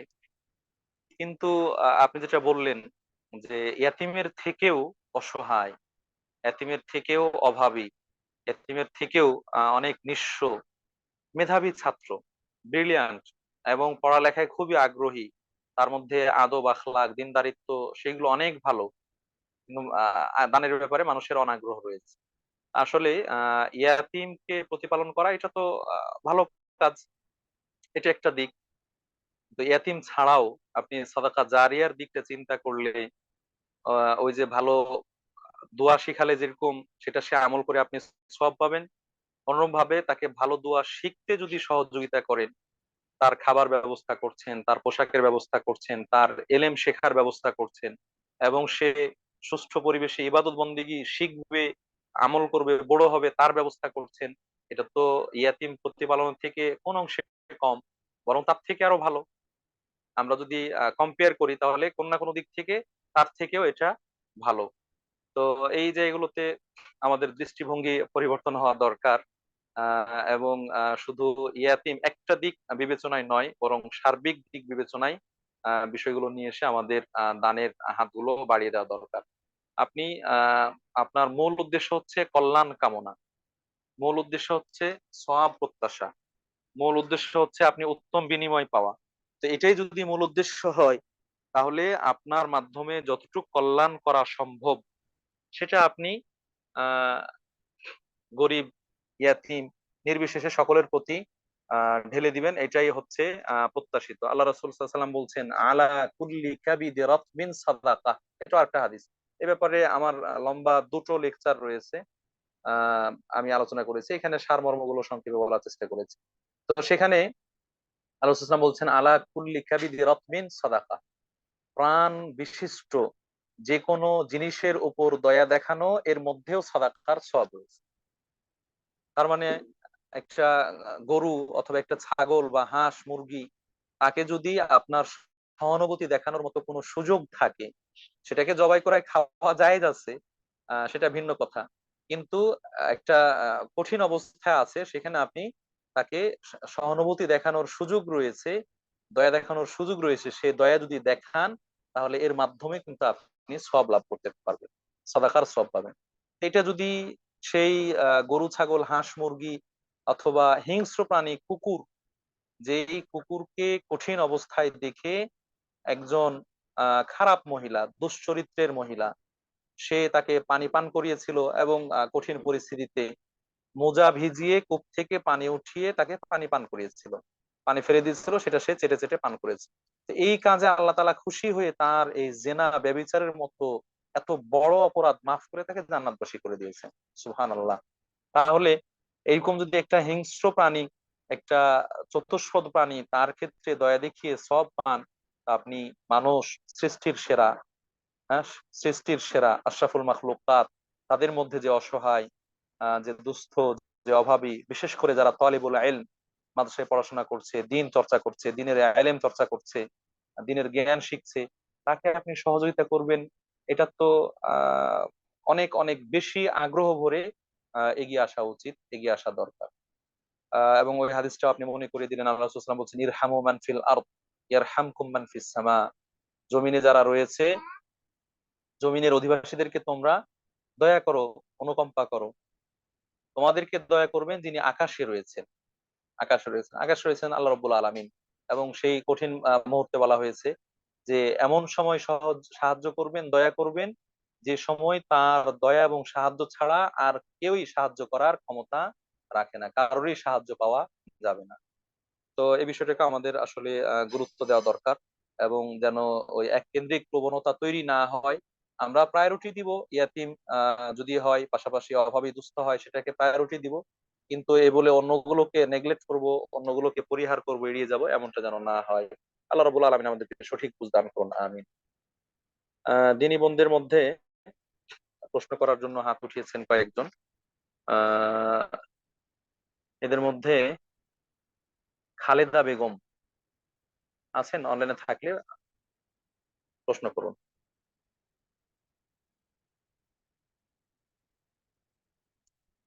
খালেদা বেগম আছেন? আহ আপুরা যারা দায়িত্বে আছেন, যদি আনমিউট করার যে অপশন সেটা চালু করে দেন। অনেক অনেক সময় আনমিউট করতে পারে না। সরি সরি সরি, আমি ওটা ভুলে গেছি, আমি করছি এখন। জি, জাজাকাল্লাহ খাইর। জি, খালেদা বেগম যদি থেকে থাকেন তাহলে আমি আনমিউট করার অপশন দিয়েছি, ওকে, জাস্ট। আসসালামু আলাইকুম। আমি এইমাত্র আনমিউট হলাম। তখন পারছি না তো আমি আমি সবার আগে হাত দুঃখিত তুলে আপু, দিলাম। আমি ভুলে গেছি, আমি একটু ওইদিক সরে গেছিলাম, ভুলে ভুলে গেছি। ওকে ওকে ওকে। আবার আসসালামু আলাইকুম উস্তাদ। ওয়ালাইকুম আসসালাম ওয়া রাহমাতুল্লাহি ওয়া বারাকাতুহু। জি, প্রশ্ন আচ্ছা, করুন। আমার প্রশ্ন হচ্ছে, এই যে রাহিকুল মাখতুম, খাদিজা যাই লিখেছেন, এটা কি আপনার জানা আছে? শুনছেন আমার কথা? শুনছেন? আরেকবার বলবেন, আমার একটা কল এসেছিল, এই জন্য রিসিভ ও, করে শুনতে পাইনি আর কি। হ্যাঁ, রাইকুল রাহি মাকতুম খাদিজা রেজাই। রেজাই রেজাই লেখা, এটা কি আপনি পড়েছেন? আর রাহিকুল মাকতুম এটা মূল হচ্ছে আরবিতে, যেটা লিখেছেন মাওলানা শফিউর রহমান মুবারকপুরি, ইন্ডিয়ার একজন প্রখ্যাত আলেম। জি। আহ এখানে যে তথ্যগুলো আছে এগুলো যথেষ্ট নির্ভরযোগ্য, অথেন্টিক, কিছু বিষয় ছাড়া। হুম, আর এটার অনুবাদ করেছেন অনেকেই, অনেকে জি অনুবাদ জি করেছেন। তার মধ্যে জি। খাদিজা, যিনি এক সময় কোন পত্রিকার সম্পাদক ছিলেন সম্ভবত, তো হুম, বা কলামিস্ট ছিলেন, তিনি এটা অনুবাদ করেছেন। জি। মোটামুটি আহ, মানানসই আর কি, মোটামুটি মানানসই। মানানসই। ওটার মাঝে আর কি একটা একটা কথা লেখা, ওহী বন্ধ ছিল রসুল সাল্লাল্লাহু আলাইহি সাল্লামের, এবং উনি চাইছিলেন উপর, এই পাহাড়ের উপর উঠে আত্মহত্যা করার চেষ্টা করছিলেন, কিন্তু এগুলা তো আমাদের বিশ্বাস করা উচিত নয়। বিশেষ করে প্রিয় নবী সাল্লাল্লাহু আলাইহি সাল্লামের উপর এটা তো বিশ্বাস করার কথা নাই, কিন্তু এটা কিরকম লিখলেন ওটাকে আমি জানতে চাই। ওটার জন্য আমি খুবই পেরেশান। জাযাকাল্লাহ খাইর। জি, এটাকে বলা হয় আরবিতে ফাতরাতুল ওয়াহি। আল্লাহ হম। রাসূল সাল্লাল্লাহু আলাইহি সাল্লামের কাছে যখন প্রথম ওহী আসলো এটা হলো হেরা গুহায়। রাসূল জি ইসলাম মক্কার পাশে যে জাবালে নূর সেখানে ছিলেন, সেখানে এসেছিল। ওই যে জি সূরা আলাকে 5টা আয়াত যে নাজিল হয়েছিল, ইকরা বিসমি রাব্বিকাল লাযী খালাক, এখান থেকে। জি তো জি। এরপরে মোটামুটি কে বলেছেন 1 মাস, কে বলেছেন 3 মাস, এরকম একটা সময় পর্যন্ত ওহী আসেনি, ওহী জি। আসা বন্ধ ছিল। হুম। এই সময়টাতে ওহী আসা বন্ধ ছিল, এটাকে আরবিতে বলা হয়েছে ফাতরাতুল ওয়াহি, ওহী জি বন্ধের সময়। জি তো জি। এরপরে আবার ওহী এসেছে সূরা মুদ্দাথির, যে সূরাটা রয়েছে, ইয়া আইয়ুহাল মুদ্দাথির কুম ফাআনযির, এটা হুম, নাজিল হয়েছে। এটা হাদিস জি। দ্বারা প্রমাণিত, এই অংশটুকু এটা, হুম, হাদিস দ্বারা প্রমাণিত।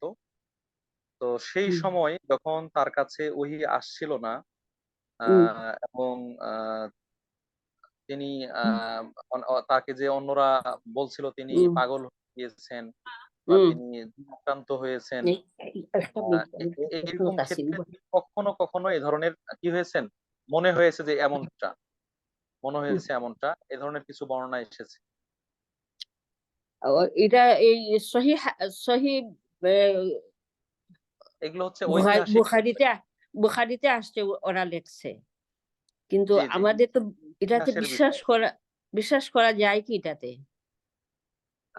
এটা ইতিহাসের বিষয়, এর মধ্যে কোনো আকীদাগত বিষয় নেই। আল্লাহ রাসূল সাল্লাল্লাহু আলাইহি ওয়াসাল্লাম এরকম পরিস্থিতির সম্মুখীন হচ্ছিলেন, কিন্তু তিনি যে করেছেন, তিনি লাফ দিয়েছেন, আত্মহত্যা করেছেন অথবা এটাকে হালাল মনে করেছেন, এরকম নয়। জি, তো এটাই আমার প্রশ্ন আর কি আপনার কাছে, যে আমি এটা জানতে চাচ্ছি যে এটা সত্য কি মিথ্যা, সহি বুখারীতে ওই আসছে বন্ধের কিনা আসছে। জি জি জি, অতটুকু প্রমাণিত, ওই বন্ধের ঘটনাটুকু এটা হুম, প্রমাণিত। জি, প্রমাণিত। আচ্ছা, ওকে, জাযাকাল্লাহু খাইরান। বারাকাল্লাহ। আসসালামু আলাইকুম ওয়া রাহমাতুল্লাহি ওয়া বারাকাতুহু। সালাম রাহমাতুল্লাহি ওয়া বারাকাতুহু। জি, দিনী বোন পারভিন হুম, আফসানা। আমি একটা প্রশ্ন আছে। আসসালামু আলাইকুম ওরহমতুল্লাহি ওয়াবারাকাতুহু। শাইখ, আমার একটা কোশ্চেন হচ্ছে, ওই যে এই মাসে যে 6টা রোজা রাখতে হয়, এটার ফজিলত সম্পর্কে একটু জানতে চাচ্ছিলাম। জাযাকিল্লাহ খাইর। শাওয়াল মাস, রমাদানের পরের মাস শাওয়াল মাস, এই মাসে 6টি নফল সিয়াম রাখার ব্যাপারে একটি হাদিস বর্ণিত হয়েছে আবু আইয়ুব আনসারী রাদিয়াল্লাহু তাআলা আনহু থেকে। তিনি বলছেন, রাসূল সাল্লাল্লাহু আলাইহি ওয়াসাল্লাম বলেছেন, মান সামা রমাদানা থুম্মা আতবাআহু সিত্তান মিন শাওয়াল কানা কাসিয়ামিদ দাহর। যে ব্যক্তি রমাদানের রোজা রাখলো এবং শাওয়াল মাসে 6টি রোজা রাখলো, রমাদানের রোজা রাখলো অতঃপর শাওয়াল মাসের 6টি রোজা রাখলো, সে যেন পুরো বছর রোজা রাখার সওয়াব পেল, সে যেন পুরো বছর রোজা রাখলো। এটা সহিহ মুসলিমের হাদিস এবং সহিহ হাদিস এটা, যে রমাদানের রোজার পাশাপাশি শাওয়াল মাসের 6টি, প্রথম তারিখ বাদ দিয়ে, শাওয়াল মাসের 1 তারিখ তো ঈদ, সেই দিন বাদ দিয়ে বাকি সময়ের মধ্যে 6টি রোজা রাখলে সে পুরো বছর রোজা রাখার সওয়াব পাবে। কিভাবে সেটা ওলামায়ে কেরাম বিশ্লেষণ করেছেন। কোরআনের যে আয়াত, মান জাআ বিল হাসানাতি ফালাহু আশরু আমসালিহা, যে একটি ভালো কাজ করবে সে 10 গুণ সওয়াব পাবে। তো রমাদানে 30টি রোজা রেখে যেন 30টি রোজা রেখেছে, এতে 30 10 300, সে 300 দিন রোজা রাখার সওয়াব পেয়েছে। বছরে আর বাকি থাকছে প্রায় 60 দিন, আনুমানিক আর কি, আরবি হিসেব অনুযায়ী 56 দিন বা 55 দিন, আর সূর্যের হিসেব অনুযায়ী 65 দিন, এখানে প্রায় 60 দিন। তো এই 6টি রোজা রাখলে 6 10 60, 10 গুণ, তাহলে ওইদিকে 300 দিনের সওয়াব পাবে আর এইদিকে 6টাতে আরো 60 দিনের সওয়াব পাবে, সব মিলিয়ে যেন সে পুরো বছর রোজা রাখার সওয়াব পেয়ে গেল। এই হচ্ছে মোটামুটি এর ফজিলতের ব্যাপারে হাদিস। আর এই রোজা 6টা লাগাতার রাখতে পারে, মাঝে মাঝে বাদ দিয়ে দিয়ে রাখতে পারে, যেন এই মাসের মধ্যেই হয়, মাস ছাড়িয়ে না যায়। আশা করি বুঝতে পেরেছেন। জাযাকাল্লাহু খাইরান শাইখ। হ্যাঁ, আলহামদুলিল্লাহ বুঝতে পেরেছি। জি। দিনী বোন মিনারা ইয়াসমিন প্রশ্ন। আসসালামু আলাইকুম উস্তাদ। আহ, আহ, ওয়ালাইকুম সালাম। আমাকে শুনতে পাচ্ছেন? জি জি, প্রশ্ন করুন। জি, আমার কোয়েশ্চেনটা হলো, একজন মানুষ গড় কিনবে বলে পয়সা দিয়েছিল আরো একজন মানুষের নিকট। তো উনি 1 মাসের মধ্যে মারা যান। পরে উনি গড় কিনতে পারেন নাই। পরে ও মানুষটাকে বলা হয়েছে যে তোমার পয়সা, আমার পয়সাগুলো ফেরত দাও। অনেক পয়সা, অনেক মনি নিছে, যে 20 লাখের মতো। তো উনি বলে, না, আমি পয়সা তোমাকে ফেরত দিব না, তুমি গড় কিনতে হবে। তো এইগুলা বলে, তখন উনার ফ্যামিলি তারা তো গড় কিনতে পারবে না, উনি তো মারা গেছেন আহ, পয়সা দেওয়ার 1 মাস পরে। তো ওখন বলছে পয়সাটা ফেরত দেওয়ার জন্য, উনি দিতে চান না, প্রতারণা করে পয়সা দিব না যদি গড় কিনো না, এরকম বলে। তখন ইসলামিক দৃষ্টিতে তার কি উপায় হবে? এখন তো আমরা পয়সা তার কাছ থেকে আনতে পারবো না, ও দিতে চায় না। এখন ও বলে আমি দিব না, গড় কিনো।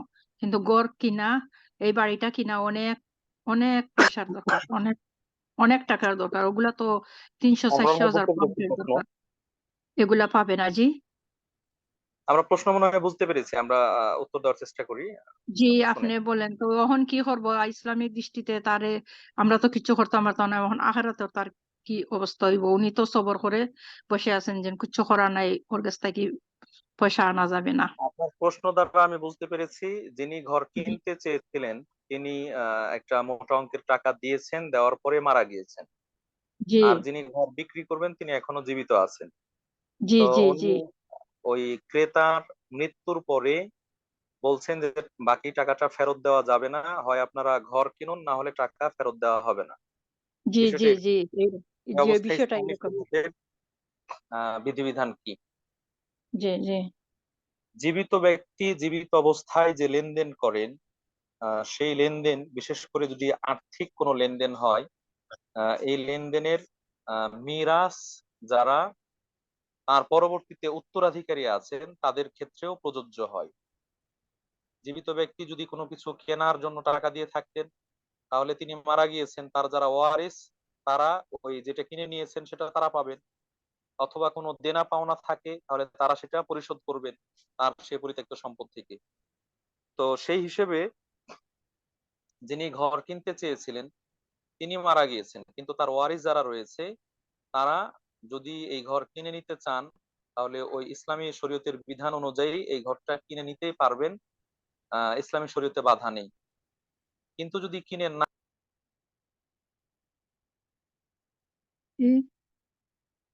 হ্যালো হ্যালো মাতটা চলে গেছে, কথা আসতেছে ওনার, না। হ্যাঁ হ্যাঁ হ্যাঁ তিনি ওনার কোনো ফোন আসতে পারে। কল এসেছিল, এই জন্য আমি জি জি বলেছি বলতে পারিনি। ও, কিন্তু যদি তিনি না নিতে চান তাহলে ওই লেনদেন থেকে ফিরে আসতে পারবেন কি পারবেন না, এই ব্যাপারে ইসলামের বিধান হচ্ছে এরকম।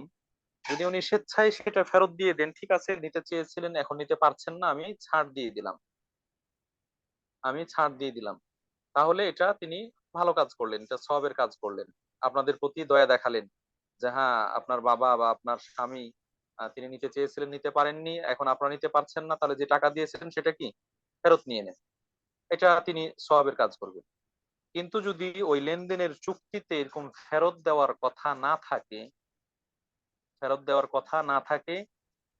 তাহলে যতটুকু বাকি আছে হয়তো আপনারা সে অর্থ দিয়ে পুরোটাই কিনে নিবেন, আর না হলে আপনারা যে অর্থ দিয়েছেন সেই অর্থের পরিমাণ তাকে বাড়ির অংশ দিতে হবে, অথবা সে অর্থ ফেরত দিতে হবে। যে পরিমাণ অর্থ দিয়েছেন সেই অর্থ পরিমাণ বাড়ির অংশ দিতে হবে, অথবা সে অর্থ ফেরত দিতে হবে। আর যদি উনি বলেন যে না এই লেনদেন আমরা ভঙ্গ করলাম, আমি বাড়ির মালিক হিসেবে বাড়ি আমারই থাকলো, অন্য কারো কাছে বিক্রি করব, আপনার টাকা আমি ফেরত দিয়ে দিলাম, তাহলে এটা তিনি করতে পারেন, সমস্যা নেই। এটা উনি করতে চাচ্ছেন না, উনি বলছেন আমি পয়সা ফেরত দিব না, তোমরা বাড়ি কিনো। ওরা বলছে যে আমরা বাড়ি কিনতো এত পয়সা আমরা পাবো না, উনি হয়তো আমার পয়সাগুলো দিয়ে ব্যবহার দাও। করছেন যে এরা তো বাড়ি কিনতে পারবে না, জি তাহলে এত পয়সা তো পাইবে না, কোথায় পাইবে 300-400 হাজার টাকাও ডলার ফেরত দিবে না। পাউন্ড। আমি বলে শেষ করি প্লিজ। জি টাকাও ফেরত বলেন। দিবে না, তাহলে এই টাকাও নিতে পারবে না। তাই এটা যেন টাকাটা মেরে দেওয়ার একটা কৌশল হতে পারে, আল্লাহ আল্লাহ ভালো জানেন। জি তো জি প্রতারণা করছে।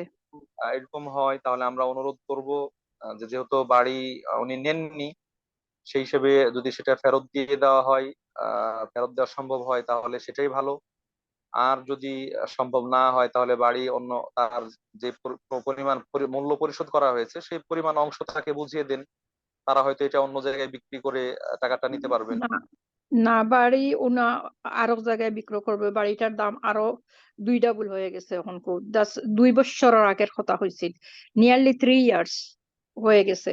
তো উনাকে বলা হচ্ছে যে না, আমাদের পয়সাগুলা দিয়ে দাও, আমরা বাড়ি কিনতে পারবো। উনি আরেক ভাবে জায়গায় হোক বিক্রি করছে উনি এটা অনেক ফেরত দিয়ে দামে, দিলে মানে আরো দাম বাড়ছে বাড়িটার, বিক্রয় করে ফেলছে, কিন্তু আমাদের পয়সাগুলা দেয় না, ও একরকম প্রতারণা করে পয়সাটা নিয়ে গেছে।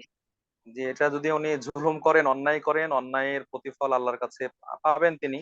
আপনারা যে মাজলুম হচ্ছেন নির্যাতিত হচ্ছেন সেই সওয়াবও আপনারা পাবেন। মাতলুল গানি জুলমুন, যার কাছে অর্থ সম্পদ আছে সে যদি ঘোরাঘুরি করায়, তালবাহানা করে, সেটাও জুলুম হিসেবে বলা হয়েছে। তো সেক্ষেত্রে তিনি তার অন্যায়ের প্রতিফল পাবেন। যদি ইসলামী সরকার ব্যবস্থা থাকতো তাহলে আপনারা মুসলিম শাসকের কাছে এর বিরুদ্ধে নালিশ করতে পারতেন এবং সেটা সেভাবে আদায় করার ব্যবস্থা হতো। আর জি না। বর্তমান শাসন ব্যবস্থা যদি সেটা সম্ভব হয় তাহলে আপনারা চেষ্টা করবেন, আর যদি না হয় তাহলে ধৈর্য ধরা ছাড়া আর হয়তো বিকল্প কোনো পথ নেই। আল্লাহ তাআলা উত্তম ব্যবস্থা করুন। জাযাকুমুল্লাহ খাইরান। আসসালামু আলাইকুম। ওয়ালাইকুম সালাম। জি, দিনী বোন রিনা আক্তার। আসসালামু আলাইকুম ওয়া রাহমাতুল্লাহি ওয়া বারাকাতুহু। ওয়ালাইকুম সালাম ওয়া রাহমাতুল্লাহি ওয়া বারাকাতুহু। প্রশ্ন করুন। প্রশ্ন হচ্ছে জয়ফল খাওয়া কি হারাম? এই প্রশ্নটি একটু জানতে চাইছিলাম। জি, জয়ফল খাওয়া কি হারাম কি না এটা একটু জানতে চাইছিলাম। জয়ফল জি জি এটা কি কামড়িয়ে খায় না চিবিয়ে খায় না পিষে খায়? আমি তো জানি মনে হয় তরকারির মধ্যে মশলা হিসেবে খায় নাকি? জি জি তরকারিতে মশলা হিসেবে খাই। আহ, আমার জানা মতে এটি সরাসরি হারামের মধ্যে নেই। হারাম যিনি বলছেন কেন বলছেন? না আমি আরেক জায়গায় একটা শুনেছিলাম তাই জন্য জিজ্ঞেস করলাম। এটা আমি ক্লিয়ার মতো আসে নাই আমার এখানে, আমি ঢুকতে পারিনি ক্লাসে, তাই জন্য জানতে চেয়েছিলাম এটা কি আসলে হারাম কিনা। আমাদের গ্রামে আহ, অনেক অনুষ্ঠানে দেয় খাবারের মধ্যে, এটা এই জন্য। এটা আমার জানা মতে হারাম যে সকল শস্য দানা এর মধ্যে নয়, এর মধ্যে নয়, এবং এর মধ্যে যে নেশা আছে নেশা জাতীয় এটা আমার জানা নেই। যদি নেশা জাতীয় হয় অথবা হারাম হওয়ার অন্য কোনো উপকরণ থেকে থাকে তাহলে সেটা হারাম হতে পারে, কিন্তু আমার জানা মতে এরকম কোনো হারাম উপকরণের মধ্যে নেই। সে জায়গা থেকে এটা হারাম হওয়ার প্রশ্নই আসে না। এখন জয়ফল বা এই হিসেবে হয়তো হিন্দুদের নামের সাথে মিলে যায় এরকম কোনো ধারণা থেকে আসতে পারে কিনা সেগুলো জানা নেই। আমার জানা মতে এটি হারাম নয়। জি, বারাকাল্লাহ। জি জাযাকাল্লাহ খাইরান। গুগল সার্চ দিলে জানা যাবে এটা। বলছে এটা অল্প থেকে একটু বেশি নিলেই নাকি খারাপ, একটু গুগল সার্চ দিলে আপনারা পেয়ে যাবেন উত্তরগুলো। আচ্ছা। এখানে জি, ভাই মানে মদ বা কিছু জাতীয় মানে এমন কিছু একটু সামান্য মিশানো থাকে, সেই কারণে হয়তো স্কলাররা এটা হারাম বলেছেন, যে এরকম কিছু সামান্য একটুখানি আর কি। তো কিছু কিছু স্কলার হারাম বলেছেন, কিছু কিছু স্কলার হয়তো বলেছে যায়। তো এইটা এখন নিজেরা সার্চ করে দেখে তারপরে এটা নিজেদের কাছে আর কি কতটুকু আমরা আমাদের ইমানটাকে শক্ত করব, এটাই ইনশাআল্লাহ। জাযাকাল্লাহ খাইরান। যদি এর মধ্যে নেশার কোনো উপকরণ থেকে থাকে, নেশা জাতীয় হয় এবং নেশা জাতীয় জিনিস হিসেবে এটি ব্যবহার হয়, তার কোনো উপাদান আছে, তাহলে সেটা হারামের মধ্যে যাবে। আর যদি এর মধ্যে নেশার উপকরণ না হয় এবং নেশা জাতীয় জিনিস হিসেবে ব্যবহারও না হয়, খাদ্য হিসেবে ব্যবহার হয়, তাহলে এটা হারাম হওয়ার কোনো প্রশ্নই আসে না। এই যেমন প্রশ্নটা আপনি একবার করা হয়েছিল এক শেখকে, এটা হাসিনা আপুও বলতে পারবেন ইনশাআল্লাহ। একই প্রশ্ন বারবার বোনরা ঘুরে ঘুরে করেন, হয়তো আমি জানি না কেন, যে কনফার্ম হওয়ার জন্য বিভিন্ন শেখের কাছ থেকে। এটা সম্ভবত হতে পারে, এই ক্লাসে আমি দুই একবার এই প্রশ্নটা শুনেছি। হয়তো ইনশাআল্লাহ, এই আপু জাযাকাল্লাহ করেন খাইরান। নাই, হয়তো এই আপু করেন নাই, হ্যাঁ, অন্য হয়তো কেউ অন্য আপু করেছেন। করেছেন। জি জি আপু, আপনি উত্তরটা দিতে পারবেন মনে হয়। আমার ইনশাআল্লাহ। একটু খেয়াল আসতেছে যে এগুলো একসাথে কয়েকটা হইলে একটু নেশার মতো হয় আর কি, সেই জন্য তাকওয়ার দাবিতে এটা করার কথা, এতটুকু আমার মনে আসতেছে। হ্যাঁ, তো এক্স্যাক্টলি আসলে আরো জেনে বলা উচিত। হ্যাঁ, কারণ একটা আমরা জিনিস হারাম বলতে হলে দলিল লাগবে। জি জি। জি আমরা জানি যে এই যে বাংলাদেশে বাঙালি মদ বলে, বাংলা মদ বলে, এই বাংলা মদের মূল উপাদান হচ্ছে চাল। চালকে সেদ্ধ করে হোক অথবা ভাত বানিয়ে হোক সেটা পচিয়ে তারপরে সেখান থেকে বাংলা মদ তৈরি করে। এজন্য কি আমরা চালকে হারাম বলতে পারি? এটাকে হারাম বলতে পারি না, এটা প্রক্রিয়া করে তারা করে, ওই প্রক্রিয়া করার পদ্ধতির পরে সেটা হারাম হবে। খেজুর, খেজুরের পানি, আঙ্গুরের পানি, মদ উৎপাদনের মূল উপাদান হচ্ছে আঙ্গুর বলা হয় এবং খেজুরের বলা হয়। পরবর্তীতে এখন অ্যাপল ইত্যাদি বিভিন্ন এগুলো থেকে হচ্ছে। তো সেই আঙ্গুর এবং খেজুর কি হারাম? সেটি হারাম নয়। এটাকে প্রক্রিয়া করার পরে যখন যেটার তৈরি করা হলো যার মধ্যে নেশা রয়েছে, ওই নেশা জাতীয় জিনিসটি হারাম হবে। তো এরকম সরাসরি যদি জায়ফলের মধ্যে নেশার কোনো না থাকে, উপাদান না থাকে, সেটাকে প্রক্রিয়া করার পরে তার মধ্যে নেশা আসলে তখন সেটা হারাম হবে। কিন্তু যতক্ষণ পর্যন্ত সে নেশার জন্য প্রক্রিয়া না করা হচ্ছে ততক্ষণ পর্যন্ত এটা হারাম হওয়ার বিষয় মনে হয় আসবে না আমার জানা মতে। আল্লাহ তাআলা আলাম। জি। আমরা 6টা বেজে গিয়েছে, শেষ করার চেষ্টা করব। আসসালামু আলাইকুম, আমি একটা প্রশ্ন করব। জি, আমার আমার স্বামী মারা গিয়েছেন, 1 বছর হয়ে গেছে। এখন আমি আমার ছোট বোনের বাড়িতে, আমার ছোট বোন আমাকে আশ্রয় দিয়েছে। আমার 4টা ছেলে মেয়ে, 3 মেয়ে 1 ছেলে। তো সেক্ষেত্রে আমার প্রশ্ন হচ্ছে, আমার ছেলে মেয়েগুলা বিড়াল পছন্দ করে। আমার যে বোন আশ্রয় দিয়েছেন ওই বোনটা বিড়াল পছন্দ করে না। ও বলতেছে, তোরা যদি বিড়াল পালস তাহলে আমি আর এই বাসায় আসবো না। এখন সেক্ষেত্রে আসলে আমার বাচ্চারা এত বিড়ালের প্রতি এমন মায়া জন্মে গেছে যে ও বাচ্চাদের কথাও ইয়ে করতে পারতেছি না, আবার বোনের কথাও চিন্তা করে যে ওর বোনটা আমাদেরকে আশ্রয় দিল। এখন আমি কি করবো আসলে, আমাকে যদি একটা বুদ্ধি দিতেন আসলে। কারণ বাচ্চাগুলাও বিড়ালের কথা বলি যে তোমরা বিড়ালটাকে কাউকে দিয়ে দাও, ওরা মন খারাপ হয়ে যায়। আবার বোনটাও বলে ওর ছেলে বিড়াল আসলে ওর ছেলে অ্যালার্জির সমস্যা, আসতে পারবো না, তোদের বাসা আসবো না, যদি বিড়াল পালস তাহলে তোদের বাসা আর কোনোদিন আসবো না। এখন আমাকে একটু বুদ্ধি দেন, আমি কি করব? হয়তো বিড়াল সাধারণভাবে বন্দি করা ছাড়াই স্বাভাবিকভাবে আপনার বাসার আশপাশে থাকবে, সেটা রাখা জায়েজ। যদিও আহ তার পেশাব পায়খানা সেগুলো হচ্ছে হারাম, সেগুলো হচ্ছে নাপাক, তার গোস্ত খাওয়া নাপাক, তার রক্ত সেগুলো নাপাক ইত্যাদি। তো আশপাশে রাখা সেটা জায়েজ আছে। বাচ্চার যদি বিড়াল রাখতে না করেন তাহলে হয়তো বাচ্চার মন খারাপ হবে, কিন্তু আপনার জি আশ্রয়টা হচ্ছে অপরিহার্য, আশ্রয়টা জি জি খুবই গুরুত্বপূর্ণ দরকার। তো সেই জায়গায় আপনার যেটা বেশি গুরুত্বপূর্ণ সেটা হচ্ছে ঠিক রাখার জন্য সাধারণ যে বিষয় সেটাকে আপনি উপেক্ষা করবেন, এটা যৌক্তিক, এটা যৌক্তিক আর কি। জি আহ সেভাবেই করতে পারেন, এটাই ভালো। যেহেতু জি ওনাদেরও সমস্যা হচ্ছে, এমনি যেটা জায়েজ জিনিস সেটা আহ যদি কোনো সমস্যা না নিয়ে আসে সেক্ষেত্রে জায়েজ, কিন্তু যখন সেটা সমস্যা নিয়ে আসছে, জায়েজ বলতে আমরা মুবার কথা বলছি আর কি, যখন সমস্যা তৈরি করছে তখন সেটা পরিহার করাই হচ্ছে শ্রেয়। তখন জায়েজ থাকে না, অনেক ক্ষেত্রে সেটা নিষিদ্ধ হয়ে যায়। তো বিড়াল পালা এটা যদিও জায়েজ আছে, কিন্তু এর মাধ্যমে যখন অসুখ বিসুখের প্রবণতা নিয়ে আসছে তখন সেটা পালা আর জায়েজ থাকবে না, তখন এটা ক্ষতিকারক জিনিস, তখন সেটাকে অ্যাভয়েড করা, দূরে রাখাই হচ্ছে উচিত। তো এটা একটা দিক। আরেকটা দিক হচ্ছে আপনার যেহেতু আশ্রয়টা বেশি প্রয়োজন, সেই হিসেবে বাচ্চাদেরকে এগুলো থেকে দূরে রাখার অভ্যস্ত করাই মনে হয় আপনার জন্য ভালো এবং উত্তম। বারাকাল্লাহ ভাই ফিক। জি মাশাল্লাহ, আপনি জি ঠিকই বলছেন। আসসালামু আলাইকুম। আপুকে আমার একটা কথা, সেটা হলো আসলে যদি আপনাকে আশ্রয় নাও দিতেন, একজনের শখ ভালো লাগে আর একজনের সমস্যা হচ্ছে ক্ষতি অ্যালার্জি থেকে, তো কোনটা আপনি প্রায়োরিটি দিবেন? তাহলে দেখেন, বাচ্চারা কিন্তু, বিড়াল কিন্তু বেশি দিন বাঁচবেও না। ধরেন অনেক সময় দেখা যায় বিড়াল মারা যায়, বা যাবেই তো যায়, তাই না? তখন কিছুদিন তাদের মন খারাপ থাকে, তারপরে আবার মানুষ মানুষ মারা গেলে, আপনজন মারা গেলে কিছুদিন মন খারাপ থাকে, তারপর কিন্তু ঠিক হয়ে যায় মানুষ। তা আমরা সব সময় বৃহত্তর স্বার্থটা দেখবো। আপনি কৃতজ্ঞতা বোধ থেকে, একটা তো আছে যে তারা আশ্রয় দিচ্ছে, সেটার চেয়েও দেখবেন যে ওদের ক্ষতি যেন না হয় আপনার দ্বারা। আপনি জি যে জি আপনাকে আশ্রয় দিয়েছে তাকে আপনি অন্তত ক্ষতির মধ্যে, কষ্টের মধ্যে ফেলে দিবেন না। এই জিনিসটাকে বড় করে দেখবেন যে আপনার বাচ্চাদের একটু মন খারাপ হবে, বাচ্চাদেরকে মারলেও তো মন খারাপ হয়, তারপর তো আবার ঠিক হয়ে যাবে বাচ্চারা। বৃহত্তর স্বার্থ দেখবো আমরা, ঠিক আছে জি ইনশাল্লাহ। জি আপা জি জি আপা জি সরি ভাই, আসসালামু আমি আলাইকুম। একটু ইন্টারাপ্ট খায়ের, করলাম। জাযাকাল্লাহ খায়ের। না, আপনি তো মাশাআল্লাহ সংযুক্তি নিয়ে আসেন এটাকে আরো স্পষ্ট করার জন্য। মাশাআল্লাহ, আলহামদুলিল্লাহ। বারাকাল্লাহু ফি আলহামদুলিল্লাহ। ইলমি।